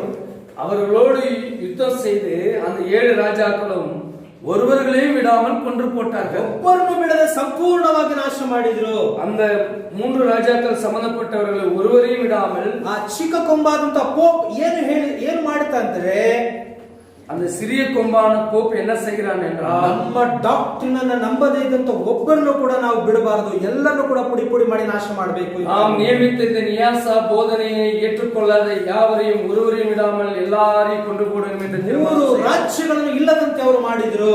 இந்த 3 ராஜ்யமும் பூமியில் இல்லாதபடிக்கு அவன் நாட்களிலே செய்தார். ಒಬ್ಬರನ್ನು ಮಿಗಲದಂತೆ ಅವರು ನಾಶ ಮಾಡಿದ್ರು. ஒருவரும் மீறாதபடிக்கு எல்லாரையும் கொன்று குவித்தார்கள். ಅಂದ್ರೆ ಅವನ ಬೇರು ಸಹಿತವಾಗಿ ಕಿತ್ತು ಹಾಕಿದ್ರು. வேர் மூலமா வேரோடு கூட பிடுங்கி அவர்களை அழித்தார்கள். ஹல்லேலூயா. ನಡೆದ ಸಂಭವಗಳು, இது நடந்த காரியங்கள். ಹಲ್ಲೆಲೂಯಾ. ஆமென். ವೇದ ಯಾವತ್ತೂ ಸುಳ್ಳು ಹೇಳೋದಿಲ್ಲ. பரிசுத்த வேதாகமம் ஒருபோதும் பொய் உரையாது. ವೇದದಲ್ಲಿ ಏನು ಬರೆದಿದೆ ಅದು ನಡೆಯುತ್ತೆ. வேதத்திலே எழுதியிருக்கிறது நிறைவேறும். ಮೇನ್ ಪ್ರಕಟಣೆ ಗ್ರಂಥ, ಈ ಪುಸ್ತಕ ಅಂದ್ರೆ ಏನಿದು? வெளிப்படுத்தின விசேஷ புத்தகம் என்னவா இருக்கிறது? ಇದು 3 ವಿಷಯಗಳನ್ನು ಒಳಗೊಂಡಿದೆ. இதிலே 3 காரியங்கள் மறைந்திருக்கிறது. ಏನೇನು ಒಳಗೊಂಡಿದೆ? என்னென்ன மறைந்திருக்கிறது? ಹಿಂದೆ ನಡೆದದ್ದು, நடந்தவைகள், ನಡೀತಾ ಇರುವಂತದ್ದು, நடப்பவைகள், ನಡೆಯಬೇಕಾಗಿರುವಂತವುಗಳು, நடக்க வேண்டியவைகள். 3 ವಿಷಯಗಳು ಇದರಲ್ಲಿ ಅಡಕವಾಗಿದೆ. 3 காரியಗಳು ಇದರಲ್ಲಿ ಮರೆತಿರುತ್ತದೆ. ಹಲ್ಲೆಲೂಯಾ. ಹಲ್ಲೆಲೂಯಾ. ಆದ್ದರಿಂದ ಸೈತಾನ ಈ ಪುಸ್ತಕವನ್ನು ನೋಡಿ ಹೆದರುತ್ತಾನೆ. ஆகையானபடினாலே வெளிப்படுத்த விசேஷத்தை சாத்தான் வெறுக்கிறான். ಅದು ಯಾರನ್ನ ನೋಡಿ ಹೆದರುತ್ತಾನೆ? ಯಾரை பார்த்து வெறுக்கிறான்? ಈ ಒಂದು ಪ್ರಕಟಣೆಯನ್ನ ತಿಳಿದಂತವರನ್ನು ನೋಡಿ ಹೆದರುತ್ತಾ ಇದ್ದಾನೆ. இந்த மறைபொருளை புரிந்தவர்களை பார்த்து சாத்தான் எதிர்த்து நிற்கிறான். ಹಲ್ಲೆಲೂಯಾ. ಹಲ್ಲೆಲೂಯಾ. ಇವಾಗ ನಮ್ಮನ್ನ ಕಂಡವನಿಗೆ ಭಯ, நம்மள பார்த்தா சாத்தானுக்கு பயம், எதிர்த்து நிற்கிறான் நம்மளோட. ಹಲ್ಲೆಲೂಯಾ. ஹல்லேலூயா. ಯಾಕೆ? ಅವನ ಅಂತ್ಯವನ್ನ ಇದರಲ್ಲಿ ಬರೆದಿದ್ದಾರೆ ದೇವರು. ಅವனுடைய முடிவு இங்கே எழுதப்பட்டிருக்கிறது. ನಾವು ಅದನ್ನ ತಿಳಿದು ಅವನಿಗೆ ಹೇಳ್ತಾ ಇದ್ದೇವೆ, அதை புரிந்து கொண்டு அதை நாம் பேசுகிறோம். ಸೈತಾನನೇ, ನೀನು ಈ ತಪ್ಪು ಮಾಡಿದೆ, ಈ ತಪ್ಪಿನಿಂದ ನಿನಗೆ ನರಕ ಎಂಬುದನ್ನು ನಾವು ಹೇಳ್ತಾ ಇದ್ದೇವೆ. சாத்தானே, நீ இவ்விதமாக சபையை ஈனப்படுத்தியிருக்கிறாய், இதனாலே உனக்கு ನರகம் ಸ್ಥಾಪಿக்கப்பட்டிದೆ. ನಮ್ಮ ಹತ್ತಿರದಲ್ಲಿ ಅನೇಕ ವಿಷಯಗಳು ನಡೀತದೆ. நாம் அருகருகாமலே பார்க்கும்போது ಅನೇಕ ಕಾರ್ಯಗಳು நிறைவேறிக்கொண்டிருக்கிறது. ಕಂಬೋಡಿಯಾದ ಚಕ್ರವರ್ತಿ, ಕಂಬೋಡಿಯಾவுடைய ராஜா, ரோம ಚಕ್ರವರ್ತಿ ರಾಜ ಎಷ್ಟೋ ಲಕ್ಷ ಜನರನ್ನು ಕೊಂದು ಹಾಕದ, எத்தனையோ லட்சோப லட்ச ஜனங்களை கொன்று குவித்தான். ಸದ್ಯದಲ್ಲೇ ನಡೆದದ್ದು. சில வருடங்களுக்கு முன்பே நடந்தது. ಅನೇಕರಿಗೆ ಅದು ಗೊತ್ತೇ ಇಲ್ಲ. ಅನೇಕರಿಗೆ ಅದು ನಡೆದದೇ தெரியல. ಸಾವಿರ ಗಟ್ಟಲೆ ಜನರು ಲೋಕದಲ್ಲಿ ಸಾಯ್ತಾ ಇದ್ದಾರೆ. ಅನುದಿನமும் ಆಯಿರಂಕಣಕಾನ பேர் ಮರೆತುಕೊಂಡು கொண்டிருக்கிறார்கள். ಆದ್ರೆ ಮೀಡಿಯಾ ಅದನ್ನ ಏನ್ ಮಾಡ್ತಾ ಇದೆ, ಮುಚ್ಚಿ ಹಾಕ್ತಾ ಇದೆ. அது ಅನೇಕ ಕಾರ್ಯங்களை மீடியா என்ன பண்ணுகிறது, ಅದು ಮರೆತು ಬಿಡುகிறது. ನಮ್ಮ ದೇಶದಲ್ಲಿಯೇ ಅನೇಕ ಕ್ರೈಸ್ತರನ್ನ ಹೊಡೆದು ಸಾಯಿಸ್ತಾರೆ. ನಮ್ಮ நாட்டிலே ಅನೇಕ சிறுமைப்பட்ட உண்மையான கிறிஸ்தவர்களை கொன்று குவிக்கிறார்கள். அது இந்த உலக ராஜ்யமும் மதமும் ஒன்றா இருக்கிறபடினாலே அது அப்படியே மறைத்து விடுகிறார்கள். ನೋಡಿ, ಹಾಗಾದ್ರೆ ತ್ರೇತತ್ವವನ್ನು ಒಪ್ಪದೇ ಇದ್ದವರನ್ನ ಏನ್ ಮಾಡಿದ್ರು, ಕೊಲೆ ಮಾಡಿದ್ರು. திருத்துவத்தை ஏற்றுக்கொள்ளாதவர்களை அவர்கள் என்ன செய்தார்கள், கொலை செய்தார்கள். ಈಗ ಎಲ್ಲವೂ ಕೂಡ ತ್ರಯೇಕತ್ವವಾಗಿ ಮಾರ್ಪಟ್ಟಿದೆ. இப்பொழுது உலகம் முழுவதும் திருத்துவ உபதேசத்திலே நிரம்பி இருக்கிறது. ಆದ್ರೆ ನಾವು ಒಬ್ಬನೇ ದೇವರನ್ನ ನಂಬುತ್ತಾ ಇದ್ದೇವೆ. நாம் இந்த கடைசி கால செய்தியில் இருக்கிற பிரணாம் கூட்டத்தார்கள் மட்டும் தேவனாகிய கர்த்தர் ஒருவரே ವಿಶ್ವಾಸಿக்கிறோம். ನಾವು ದೈವತ್ವದಲ್ಲಿ ಮೂರು ದೇವರುಗಳು, ಮೂರು ವ್ಯಕ್ತಿಗಳು ಇದ್ದಾರೆ ಅಂತ ನಾವು ಹೇಳ್ತಾ ಇಲ್ಲ. நாம் தேவத்துவத்திலே தேவன் மூன்று நபராய் இருக்கிறார் என்றோ மூன்று ஆட்களாய் இருக்கிறார் என்று நாம் எண்ணம் கொள்வதில்லை. ಆದ್ರೆ ಅವರು ಮೂರು ವ್ಯಕ್ತಿಗಳಾಗಿದ್ದಾರೆ, ತಂದೆ ಮಗ ಪವಿತ್ರಾತ್ಮ ಮೂರು ವ್ಯಕ್ತಿಗಳು ಎಂಬುದಾಗಿ ಅವರು ಹೇಳ್ತಾ ಇದ್ದಾರೆ. ஆனால் உலக சபைகள் தேவன் மூன்று ஆட்களாய் இருக்கிறார், பிதா குமாரன் பரிசுத்த ஆவியார் என்று சொல்கிறார்கள். ಯಾರು ಹೀಗೆ ದೀಕ್ಷಾಸ್ನಾನವನ್ನ ಕೊಡ್ತಾರೋ, ಯಾವ ಪಾಸ್ಟರ್ ಈ ತರ ತಂದೆ ಮಗ ಪವಿತ್ರಾತ್ಮ ಮೂರು ವ್ಯಕ್ತಿಗಳಾಗಿದ್ದಾರೆ ಎಂಬುದಾಗಿ ಹೇಳಿ ದೀಕ್ಷಾಸ್ನಾನವನ್ನ ಕೊಡ್ತಾ ಇದ್ದಾನೋ, எந்த ஒரு ஸ்தாபன ஊழியக்காரன் பிதா குமாரன் பரிசுத்த ஆவியின் தேவன் மூன்று ஆட்களாய் இருக்கிறார் என்று ஞானஸ்நானம் கொடுக்கிறானோ, ಅವನ ಹಿಂದೆ ಅಶುದ್ಧಾತ್ಮ ಇದೆ, அவனுக்குள்ளே சாத்தான் மறைந்திருக்கிறான். ಹಾಗಾದ್ರೆ ಅಂತವನು ಕರ್ತನಾದ ಯೇಸು ಕ್ರಿಸ್ತನ ಹೆಸರಲ್ಲಿ ದೀಕ್ಷಾಸ್ನಾನ ತೆಗೆದುಕೊಳ್ಳಬೇಕು. அவன் மனம் திரும்பி கர்த்தராகிய இயேசு கிறிஸ்து நாமத்தில் ஞானஸ்நானத்தை பெற்றுக்கொள்ள வேண்டும். ಅವನ ಹಿಂದೆ ಒಂದು ವೇಳೆ ಅವನು ಯೇಸು ಕ್ರಿಸ್ತನ ಹೆಸರಿನಲ್ಲಿ ದೀಕ್ಷಾಸ್ನಾನ ತೆಗೆದುಕೊಳ್ಳದೆ ಹೋದ್ರೆ ಅವನ ಹಿಂದೆ ಆ ಚಿಕ್ಕ ಕೊಂಬಿನ ಆತ್ಮ ಇದೆ. ஒரு கால் அவன் மனம் திரும்பி கர்த்தராகிய இயேசுவின் நாமத்தில் ஞானஸ்நானம் பெற்றுக்கொள்ளாமல் போனால் அவனுக்கு பின்னாலே அந்த சிறிய கொம்பு மறைந்திருக்கிறது. ಅಪೊಸ್ತಲ ಕೃತ್ಯ 2ನೇ ಅಧ್ಯಾಯ 38ರ ವಾಕ್ಯದ ಪ್ರಕಾರವಾಗಿ ಅವನು ದೀಕ್ಷಾಸ್ನಾನ ತೆಗೆದುಕೊಳ್ಳದೆ ಹೋದ್ರೆ ಅವನ ಹಿಂದೆ ಚಿಕ್ಕ ಕೊಂಬಿನ ಆತ್ಮವಿದೆ. அப்போஸ்தலர் நடபடிக்கை 2:38 சொன்ன பிரகாரமாக அந்த வார்த்தையின் பிரகாரமாக ஞானஸ்நானத்தை அவன் பெற்றுக்கொள்ளாமல் போனால் அவன் பின்னாலே ಅಸುತ್ತಾವಿ ತಂಗಿ இருக்கிறது. ಒಂದು ವೇಳೆ ಕರ್ತನಾದ ಯೇಸು ಕ್ರಿಸ್ತನ ಹೆಸರಲ್ಲಿ ಅಂದ್ರೆ ಅಪೊಸ್ತಲ ಕೃತ್ಯ 2:38ರ ಪ್ರಕಾರ ದೀಕ್ಷಾಸ್ನಾನ ತೆಗೆದುಕೊಳ್ಳುವುದಾದ್ರೆ ಅವನ ಹಿಂದೆ ಯಾವ ಆತ್ಮವಿದೆ? ஒரு கால் 2:38 அப்போஸ்தலர் வார்த்தையின் பிரகாரமாக கர்த்தராகிய இயேசு கிறிஸ்துவின் நாமத்திலே ஞானஸ்நானத்தை பெற்றுக்கொள்ளும் பொழுது அவனுக்குள்ள பரிசுத்த ஆவியான கர்த்தர் மறைந்திருக்கிறார். ಅವನ ಹಿಂದೆ ಪರಿಶುದ್ಧಾತ್ಮ ಇದೆ. அவன் பின்னாலே கர்த்தர் மறைந்திருக்கிறார், பரிசுத்த ஆவியானவர் இருக்கிறார். ಗಮನಿಸಿ, ಪದವಿಗಳಲ್ಲಿ ದೀಕ್ಷಾಸ್ನಾನ ತೆಗೆದುಕೊಂಡ್ರೆ ಅವನ ಹಿಂದೆ ಅಶುದ್ಧಾತ್ಮ ಇದೆ, ಹೆಸರಿನಲ್ಲಿ ದೀಕ್ಷಾಸ್ನಾನ ತೆಗೆದುಕೊಂಡ್ರೆ ಅವನ ಹಿಂದೆ ಪರಿಶುದ್ಧಾತ್ಮ ಇದೆ. பதவி பெயரிலே ஞானஸ்நானத்தை பெற்றுக்கொள்ளும் பொழுது அவனுக்குள்ள அசுத்த ஆவி சாத்தான் குடிகொள்கிறான்.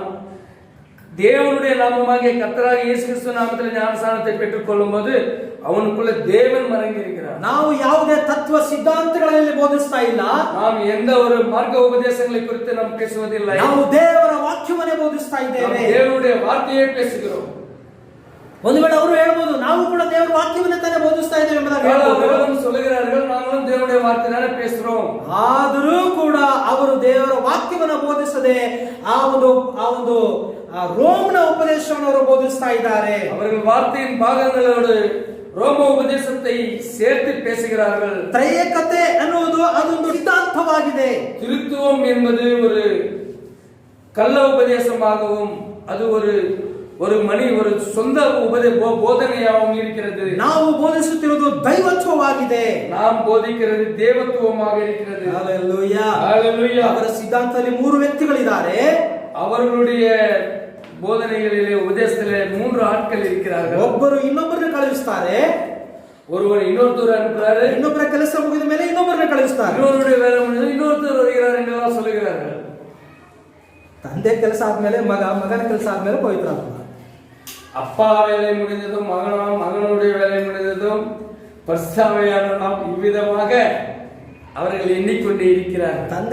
ತಂದೆ ಎನ್ನುವ ದೇವರಿಗೆ ತುಂಬಾ ವಯಸ್ಸಾಗಿದೆ ಎಂಬುದಾಗಿ ಚಿತ್ರೀಕರಿಸಿದ್ದಾರೆ. சில இடங்களில் நாம் பார்க்கும்போது அப்பா ரொம்ப முதிர் வயது அடைந்தது போல ಅವರ போட்டிருக்கிறாங்க. ಅವರ ತಲೆ ಕೂದಲೆಲ್ಲ ಬಿಳಿ ಕೂದಲಾಗಿದೆ. அந்த தந்தையினுடைய தலையிலெல்லாம் வெள்ளை முடி இருக்கிறது மாதிரி போட்டோ. ಅವರ ದಾಡಿ ತುಂಬಾ ಬೆಳ್ಳಗಾಗ್ಬಿಟ್ಟಿದೆ. அவருடைய தாடி ரொம்ப வெள்ளையா இருக்கிற மாதிரி போட்டோ. ಯೇಸು ಕ್ರಿಸ್ತನಿಗೆ ಯೌವನಸ್ಥನಾಗಿದ್ದಾನೆ. இயேசு குமாரனுடைய ஒரு போட்டோ பார்க்கும்போது இயேசு வந்து ஒரு யங்க மாதிரி காணப்படுகிறார். ಪರಿಶುದ್ಧಾತ್ಮನು ಒಬ್ಬ ಕೆಲಸಗಾರ ಆಗಿದ್ದಾನೆ ಅಷ್ಟೇ. பரிசுத்தாவியானவர் அங்க வேலை செய்கிற மாதிரி அங்க இருக்கிறாரு.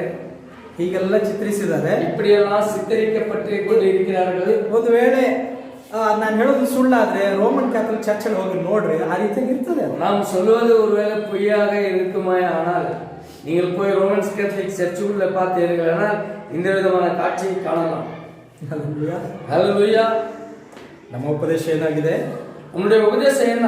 ದೇವರು ಒಬ್ಬನೇ, தேவனாகிய கர்த்தர் ஒருவரೇ, ಆತ್ಮನಾಗಿದ್ದಾನೆ. அவர் ஆவியாக இருக்கிறார். ತನ್ನನ್ನು ತಾನೇ ಪ್ರಕಟಿಸಿಕೊಳ್ಳುವ ದೇವರಾಗಿದ್ದಾನೆ. அவர் தன்னை தானே வெளிப்படுத்துகிறவராய் இருக்கிறார். ಅಬ್ರಹಾಮನ ಹತ್ತಿರ ಬರುವಾಗ ಆತನು ದೂತನಾಗಿ ಪ್ರಕಟಿಸಿಕೊಂಡ.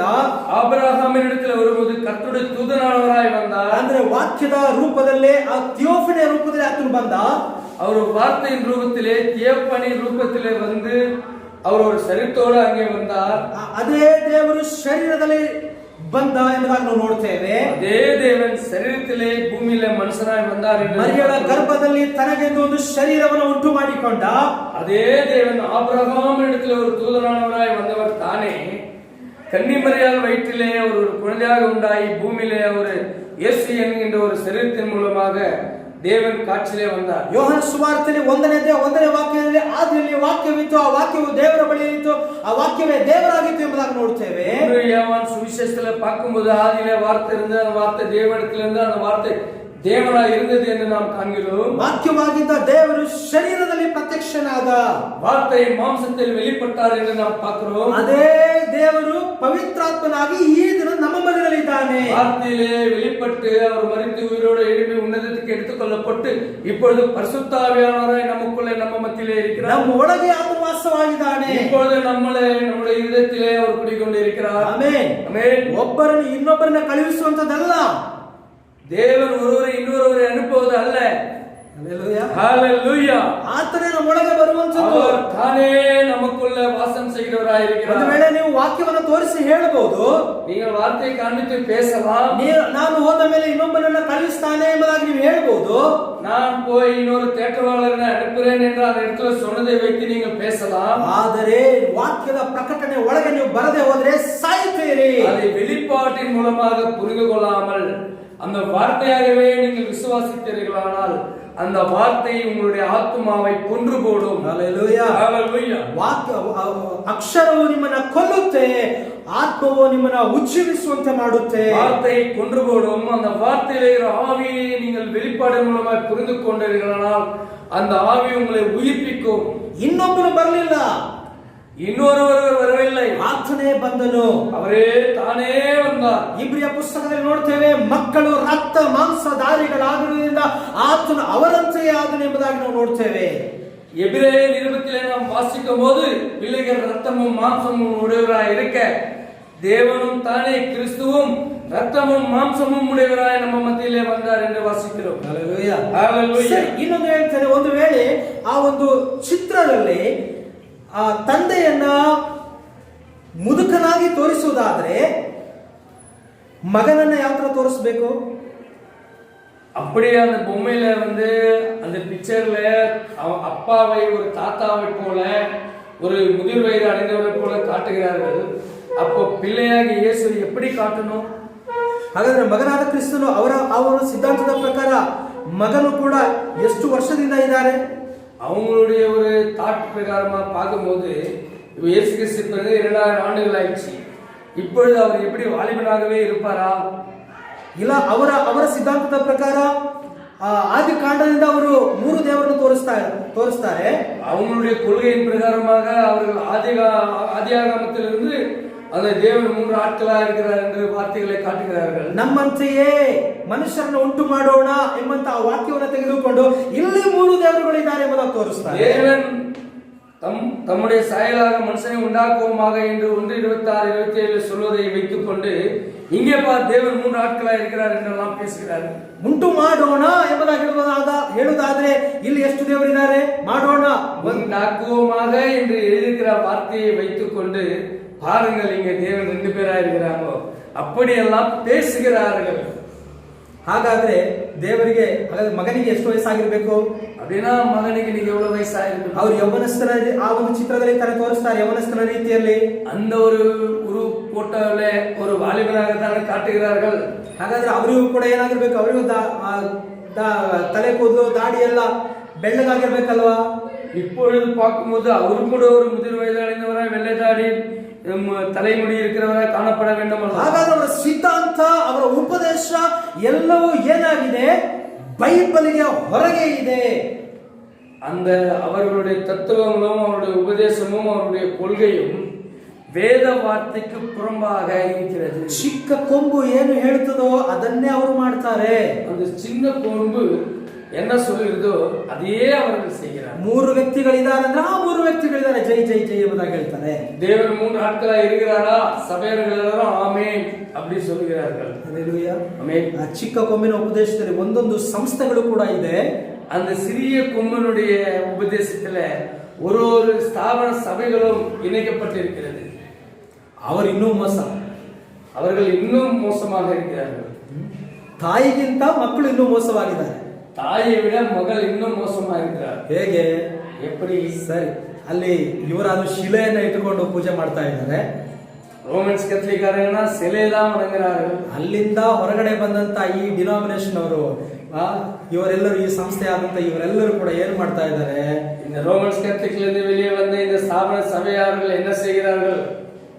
ಹೊರಗಡೆ ಬಂದವರು ನಾವೆಲ್ಲರೂ ಪವಿತ್ರಾತ್ಮ ಹೊಂದ್ಕೊಂಡಿದ್ದೇವೆ ಎಂಬುದಾಗಿ ಹೇಳಿ தாங்கள் எல்லோரும் பவித்திர ஆவியை பெற்றுக் கொண்டிருக்கிறோம் என்று சொல்லிக்கொண்டு ಅನ್ಯ ಭಾಷೆ ಮಾತಾಡ್ತಾ, அந்நிய பாஷை பேசிக்கொண்டு, ನಿಜವಾದ ಅನ್ಯ ಭಾಷೆ ಅಲ್ಲ, உண்மையான அந்நிய பாஷை அல்ல, ವಾಕ್ಯದ ಪ್ರಕಾರವಂತ ಅನ್ಯ ಭಾಷೆ ಅಲ್ಲ, பிரகாரமான அந்நிய மொழி அல்ல. ಆದ್ರೆ ನಾವು ಅನ್ಯ ಭಾಷೆಗೆ ವಿರುದ್ಧವಲ್ಲ, நாம் அந்நிய பாஷை வெறுக்கிறவர்கள் அல்ல, ನಾವು ಅನ್ಯ ಭಾಷೆಯನ್ನು ಪ್ರೀತಿಸುವವರು, நம்ம அந்நிய பாஷையை நேசிக்கிறோம், ವಾಕ್ಯದ ಪ್ರಕಾರವಾದ ಅನ್ಯ ಭಾಷೆಯನ್ನು ಪ್ರೀತಿಸುವವರು.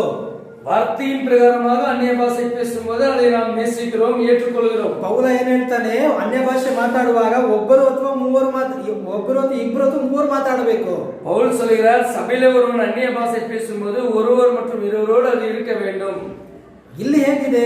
ಎಲ್ಲರೂ ಒಂದೇ ಭಾಷೆ ಕಚ ಕಚ ಕಚ ಕಚ ಕಚ ಮಾತಾಡ್ತಾ ಇರ್ತಾರೆ. சபையில பார்க்கும்போது ஒருவருக்குள்ள அது பேச தொடங்கினா எல்லாரும் அதே விதமாக கத்துக்கிறார்கள். ಯಾರಿಗೂ ಅರ್ಥ ಆಗೋದಿಲ್ಲ, அது யாருக்குமே புரியாத பாஷை. ಇದನ್ನ ಮಾತಾಡ್ಕೊಂಡ್ಬಿಟ್ಟು ನಾನು ಪರಿಶುದ್ಧಾತ್ಮ ಹೊಂದ್ಕೊಂಡಿದ್ದೀನಿ ಎಂಬುದಾಗಿ ಹೇಳ್ತಾ ಇದ್ದಾರೆ. இந்த விதமாக அவர்கள் பேசிவிட்டு நான் பரிசுத்தாவை பெற்றுக்கொண்டேன் என்று எண்ணுகிறார். 9 ವರಗಳಲ್ಲಿ ಇದು ಒಂದು ವರ. 9 வரங்களிலே அந்நிய பாஷை என்பதும் ஒரு வரம். ಅದು ಕೊನೆಯದರಲ್ಲಿ ಬರುತ್ತದೆ ಆ ವರ. அந்த 7 வரங்களில் 9 வரங்களிலே ரொம்ப சிறிய வரம் தான் அந்நிய பாஷை. ಇದನ್ನು ಹೊಂದಿಕೊಂಡು ಪರಿಶುದ್ಧಾತ್ಮ ಹೊಂದಿಕೊಂಡಿದ್ದೀನಿ ಅಂತ ಹೇಳ್ತಾ ಇದ್ದಾರೆ. ಎಷ್ಟು ಮೋಸಕರವಾಗಿದೆ. இதை பெற்றுக்கொண்டு நாம் பரிசுத்தாவை பெற்றுக்கொண்டிருக்கிறோம் என்று சொல்கிறார்கள். ಹಾಗಾದ್ರೆ ಜ್ಞಾನವರ ಅದು ಪರಿಶುದ್ಧಾತ್ಮ ಅಲ್ವಾ? அதை விட ಉயர்ந்தது ஞானம், அது பரிசுத்தாவினுடைய வரம் இல்லையா? ವಿವೇಕವನ್ನು ಪಡ್ಕೊಂಡು ಅದು ಪರಿಶುದ್ಧಾತ್ಮನ ವರವಲ್ವಾ? அறிவு, அது பரிசுத்தாவினுடைய வரம் இல்லையா? ರೋಗವಾಸಿ ಮಾಡುವಂತ ವರ ಪರಿಶುದ್ಧಾತ್ಮ ಅಲ್ವಾ? ರೋಗವಾಸಿ ಗುಣಪಡಿಸುವ ನೋಯಿகளை ಗುಣಪಡಿಸುವ ವರಂ பரிசுத்தாவி இல்லையா? ಹಾಗಾದ್ರೆ ಅನ್ಯ ಭಾಷೆ ಮಾತಾಡಿದ್ರೆ ಮಾತ್ರ ನೀವು ಪರಿಶುದ್ಧಾತ್ಮ ಹೊಂದ್ಕೊಂಡಿದ್ದಾರೆ. ಅನ್ಯ ಭಾಷೆ பேசினால் மட்டும்தான் பரிசுத்தாவி பெற்று அடையலாமா? ಹಲೋ, ಇದೆಲ್ಲ ಪರಿಶುದ್ಧಾತ್ಮ ಅಲ್ಲ, பரிசுத்தாவி இல்லை, ಇದು ಪರಿಶುದ್ಧಾತ್ಮನ ವರಗಳಾಗಿದೆ. பரிசுத்தாவினுடைய வரமா இருக்கிறது. ಹಾಗಾದ್ರೆ ಪರಿಶುದ್ಧಾತ್ಮ ನಮ್ಮೊಳಗೆ ಇದಾನೆ ಅಂತ ನಾವು ಹೇಗೆ ತಿಳ್ಕೊಳ್ಳೋದು? பரிசுத்தாவியானவர் நமக்குள்ள இருக்கிறார் என்பதை எப்படி நாம் அறிய முடியும்? ಈ ದಿನಕ್ಕೆ ಕಳುಹಿಸಲ್ಪಟ್ಟಂತ ವಾಕ್ಯವನ್ನ ನಂಬುವುದೇ ಪರಿಶುದ್ಧಾತ್ಮನ ಹೊಂದಿಕೊಳ್ಳೋದಕ್ಕೆ ಸೂಚನೆ. இந்த மணி நேரத்தின் செய்தியை நிலைத்திருப்பதும் புரிந்து கொண்டு அதிலே நிலை கொண்டு இருப்பதுதான் நீ பரிசுத்த ஆவியிலே இருக்கிறதின் அடையாளமாக இருக்கிறது. ஹalleluya, ஹalleluya. ಈ ದಿನಕ್ಕಾಗಿ ಕಳುಹಿಸಲ್ಪಟ್ಟಂತ ವಾಕ್ಯವನ್ನ ನಾವು ನಂಬಿ ಅದರ ಪ್ರಕಾರವಾಗಿ ಜೀವಿಸಬೇಕು.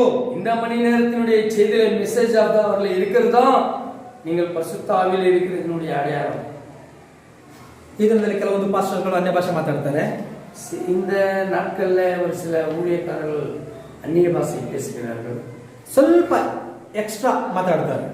கொஞ்சம் எக்ஸ்ட்ரா பேசுறாங்க. ಸ್ವಲ್ಪ ಕೆಲವೊಂದು ಸಭೆಗಳಲ್ಲಿ ವಿರಲಲಾಭ, ಶಂದರಲಲಾಭ, ಧಿಕ್ಕರಲಲಾಭ ಇಷ್ಟು ಮಾತಾಡ್ತಾರೆ. ಇಲ್ಲಿರಲಲಾಭ, ಧಿಕ್ಕರಲಲಾಭ, ಸಂಗಡಲಲಾಭ ಹಿಂಗೆಲ್ಲ ಮಾತಾಡ್ತಾರೆ. ಆದ್ರೆ ಕೆಲವೊಂದು ಪಾಸ್ಟರ್ಗಳು ಸ್ವಲ್ಪ ಎಕ್ಸ್ಟ್ರಾ ಹೋಗಿ ಇನ್ನು ಕೆಲವೊಂದು ವರ್ಡ್ಸ್ಗಳನ್ನ ಸೇರಿಸಿ ಮಾತಾಡ್ತಾರೆ ಅಷ್ಟೇ. இன்னும் சில சபையில பார்க்கும்போது நான் அவர்களோட அதிகம் பெற்றுக்கொண்டேன் என்று சொல்லி அதோடு சில வார்த்தைகளை சேர்த்துக்கொண்டு உலகிறார்கள். ಮತ್ತೆ ಆ ಭಾಷೆ ಬಂದು ಮತ್ತೆ ಚೇಂಜ್ ಆಗೋದಿಲ್ಲ. ಅವರು ಸಾಯೋವರೆಗೂ ಕೂಡ ಅದೇ ಭಾಷೆನೇ. அவர்கள் புதிதாக ஒன்றும் பேசுவதில்லை. அவர்கள் அந்த நபர் மரிக்கிற வரைக்கும் அதே தான் பேசிக்கொண்டிருக்கிறார்கள். ಅರ್ಥ ಗೊತ್ತಿದೆಯಾ? அதனுடைய விளக்கம் தெரியுமா? ಇಲ್ಲ, தெரியாது. ವಾಕ್ಯದ ಪ್ರಕಾರ ಹೇಗೆ ಅರ್ಥ ಹೇಳಬೇಕು? ವಾಕ್ಯದ ಪ್ರಕಾರ எப்படி ಅರ್ಥ சொல்ல? ಅನ್ಯ ಭಾಷೆ ಬರುವಾಗ ನಮಗೆ ಗೊತ್ತಾಗ್ತದೆ. ಅನ್ಯ ಭಾಷೆ ಬರುம்பொழுது ಅದು ನಮಗೆ தெரியும். ಆ ಸಮಯದಲ್ಲಿ ಆ ಅನ್ಯ ಭಾಷೆ ಬರುವವನು ಏನ್ ಮಾಡ್ಬೇಕು? ಇನ್ನೊಬ್ಬರಿಗಾಗಿ ಪ್ರಾರ್ಥನೆ ಮಾಡಬೇಕು. ಅನ್ಯ ಭಾಷೆ ಬರುம்பொழுது என்ன செய்யணும்? ಅವನು ಇನ್ನೊಬ್ಬರಿಗಾಗಿ ಜೆபிக்கணும். ಇವರಿಗೂ ಕೂಡ ಅದು ಗೊತ್ತಿಲ್ಲ. ಇವಾಗ ನನಗೆ ಅನ್ಯ ಭಾಷೆ ಬರ್ತಾ ಇದೆ ಅಂದ್ರೆ ನನಗೆ ಅದು ನನಗೆ ಆ ಒಂದು ಏನಾಗುತ್ತೆ, ಆ ಉತ್ತೇಜನ ಬರುತ್ತೆ. ನನಗೆ ಏನೋ ಭಾಷೆ ಬರ್ತಾ ಇದೆ ಗೊತ್ತಾಗ್ತದೆ. ಆ ಸಮಯದಲ್ಲಿ ನಾನು ಇವರಿಗಾಗಿ ಪ್ರಾರ್ಥನೆ ಮಾಡ್ಬೇಕು. ದೇವರೇ, ನನಗೆ ಯಾವುದೋ ಒಂದು ಭಾಷೆ ಬರ್ತಾ ಇದೆ, ಅದನ್ನ ಇವ್ರು ಏನ್ ಮಾಡ್ಬೇಕು? ಟ್ರಾನ್ಸ್ಲೇಟ್ ಮಾಡ್ಬೇಕು. ಅದು ಯಾವುದೇ ಭಾಷೆ ಆಗಿರ್ಬೋದು. ಒಂದು ಕಾಲ್ கர்த்தாவே, ஒரு கால் சகோதரனுக்கு அந்நிய பாஷை பேசணும் என்ற உணர்வு வந்ததுன்னா அப்பொழுது சகோதரர் என்ன செய்வாரு? அன்றரே, இவர் எனக்கு அந்த பேசுகின்ற உணர்வு வருகிறது, அதை இவர் வியாக்கியானப்படுத்துகிற ஆவியை தாரும் என்று ஜெபிக்க வேண்டும். ಆಗ ಇವ್ರು ಏನ್ ಮಾಡ್ತಾರೆ? ನಾನು ಮಾತಾಡೋದು ಮಾತನ್ನು ಇವರು ಆ ಒಂದು ಅರ್ಥವನ್ನೇ ಹೇಳ್ತಾರೆ. அப்பொழுது என்ன நடக்கும்? சகோதரன் பேசுகிற அந்த அந்நிய பாஷையை நான் விலக்கி கொடுப்பேன். அது நிறைவேறுவதா இருக்கும், அது சாட்சிபூர்வமாக நிறைவேறுகிறதா இருக்கும் போது ಅದು ದೇವನಿಂದ ಬಂದ ಕಾರ್ಯವಾಗಿರುತ್ತದೆ. ಇದು ವಾಕ್ಯದ ಪ್ರಕಾರವಾಗಿದೆ, ಇದು ವಾರ್ತೆಯ ಪ್ರಕಾರವಾಗಿರುತ್ತದೆ. ಇಲ್ಲವಾದ್ರೆ ನಾನೇ ಅನ್ಯ ಭಾಷೆ ಮಾತಾಡ್ತಾ ಇರ್ತಾನೆ. ಅಪೊಸ್ತಲರ ಕಾಲದಲ್ಲಿ ನಡೆದಂತ ಘಟನೆ, ಅನ್ಯ ಭಾಷೆ ಮಾತಾಡ್ತಾ ಇರ್ತಾನೆ, ಬಂದವರು ಯಾರೊಬ್ರು ಬೇರೆ ಭಾಷೆ ಇರ್ತಾರೆ, ಅವರಿಗೆ ಅದು ಅರ್ಥ ಆಗುತ್ತೆ. ஒரு கால அந்நிய பாஷை அந்த நாட்கள் அப்போஸ்தலர் நாட்களிலே ஒரு சகோதரன் பேசிக்கொண்டே இருப்பார். அங்கே புதிதாக ஒரு நபர் வருவார், அங்கே அவர் அதனுடைய அர்த்தத்தை சொல்லுவார். ಏನು ಅರ್ಥ ಆಗಿಲ್ಲ, ಗಜ ಗಜ ಗಜ ಗಜ ಗಜ ಗಜ ಅಂತ ಇದ್ರೆ ಇದು ಅನ್ಯ ಭಾಷೆ ಅಲ್ಲ, ಇದು ಸೈತಾನನ ಭಾಷೆ. ஒருவேளை ஒரு அர்த்தமும் இல்லாம தொடக்கத்தில் இருந்த பிரகாரமாகவே பேசிக்கொண்டே இருந்தால் அது சாத்தானிடத்திலிருந்து வந்ததாக இருக்கிறது. ஹல்லேலூயா. ಜಾಗೃತರಾಗಿದೆ, ಎಚ್ಚರಿಕೆಯಾಗಿ ಇರಬೇಕು. ಹಲ್ಲೆಲೂಯಾ. ಆಮೆನ್. ದೇವರಿಗೆ ಸ್ತೋತ್ರವಾಗಲಿ. ಸರಿ, ನಾವು ಮುಗಿಸೋಣ, ಟೈಮ್ ಆಯ್ತು. கர்த்தருக்கு மகிமை உண்டாகட்டும். நாம் முடிக்குவோம். ಮುಂದಿನ ವಾರ ನೋಡ್ಕೊಳ್ಳೋಣ, அடுத்த வாரம் பார்ப்போம். ಆದ್ರೆ ಕರ್ತನ ಪ್ರಿಯ ದೇವ ಜನರೇ, ನಾವು ಜನರಿಗೆ ಎಚ್ಚರಿಸೋಣ, ಎಚ್ಚರಿಸುತ್ತಲೇ ಹೋಗೋಣ. தேவ ஜனங்களே, நாம் ಜನங்களை ಎಚ್ಚರಿಪೋம், ಎಚ್ಚರಿಸಿಕೊಂಡೇ செல்வோம். ಈ ದಿನ ಪವಿತ್ರಾತ್ಮನು ಅಂದ್ರೆ ನಮ್ಮ ಕರ್ತನೆ ನಮ್ಮ ಒಳಗಡೆ ಬಂದು ತನ್ನ ಸಿಂಹಾಸನವನ್ನ ನಮ್ಮೊಳಗೆ ಹಾಕಿದ್ದಾನೆ. இந்நாளுக்குரிய பரிசுத்த ஆவியானவர் தானே நமக்குள்ள வந்து அவருடைய சிங்காசனத்தை ஸ்தாபித்துக் கொண்டிருக்கிறார். ದೇವರ ರಾಜ್ಯವು ಅಲ್ಲಿದೆ ಇಲ್ಲಿದೆ ಎಂಬುದಾಗಿ ಓಡಬೇಡ್ರಿ. ದೇವರ ರಾಜ್ಯವು ನಿಮ್ಮೊಳಗೆಯೇ ಇದೆ. தேவனுடைய ராஜ்யம் அங்கே இருக்கிறது இங்கே இருக்கிறது என்று போகாதீர்கள், சொல்லாதீர்கள். தேவனுடைய ராஜ்யம் உங்களுக்குள்ளே இருக்கிறது என்ற வார்த்தை இந்த மணி நேரத்திலே நிறைவேறி இருக்கிறது. ஹல்லேலூயா, ஹல்லேலூயா. ನಮ್ಮಲ್ಲಿ ನೆರವೇರಿದೆ, ಅದು ನಮ್ಮುக்குள்ள நிறைவேறி இருக்கிறது. ನಮ್ಮೊಳಗೆ ದೇವರ ರಾಜ್ಯ ಸ್ಥಾಪಿಸಲ್ಪಟ್ಟಿದೆ. நமக்குள்ள தேவனுடைய ராஜ்யம் ஸ்தாபிக்கப்பட்டிருக்கிறது. ಅನ್ಯ ಭಾಷೆ ಮಾತಾಡುವುದು ದೇವರ ರಾಜ್ಯವಲ್ಲ.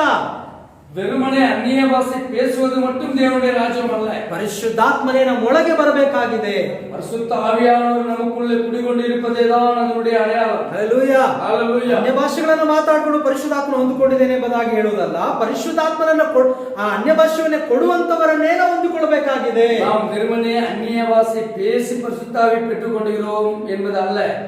நாம் அந்நிய பாஷையை கொடுத்தவரையே தானே பெற்றுக்கொண்டிருக்கிறோம். ஹல்லேலூயா, ஹல்லேலூயா. ಅನ್ಯ ಭಾಷೆಯನ್ನು ಕೊಟ್ಟವರು ಯಾರು? ಅದು ಪರಿಶುದ್ಧಾತ್ಮ ಆಗಿದ್ದಾನೆ. அந்நிய பாஷை மற்றும் வரங்களை கொடுத்தவர் யார்? அவர் கர்த்தர் பரிசுத்த ஆவியானவராக இருக்கிறார். ಈಗ ಅವರೇ ನಮ್ಮೊಳಗೆ ವಾಸ ಮಾಡಿದ್ದಾನೆ. ಅವரையே நாம் பெற்றுக்கொண்டிருக்கிறோம். Hallelujah, hallelujah. ದೇವರ ರಾಜ್ಯ ಈಗ ನಮ್ಮೊಳಗೆ ಸ್ಥಾಪಿಸಲ್ಪಟ್ಟಿದೆ. ದೇವರ ರಾಜ್ಯ ನಮ್ಮೊಳಗೆ ಸ್ಥಾಪಿಸಲ್ಪಟ್ಟಿದೆ. ಕರ್ತನ ನಮ್ಮನ್ನು ಆಶೀರ್ವಾದ ಮಾಡಲಿ. ಕರ್ತನ ನಮ್ಮನ್ನು ಆಶೀರ್ವದಿಸಲಿ. ನಾವು ಎದ್ದು ನಿಂತುಕೊಳ್ಳೋಣ, ನಾವು ಎದ್ದು ನಿಂತುಕೊಳ್ಳೋಣ, ಪ್ರಾರ್ಥನೆ ಮಾಡೋಣ.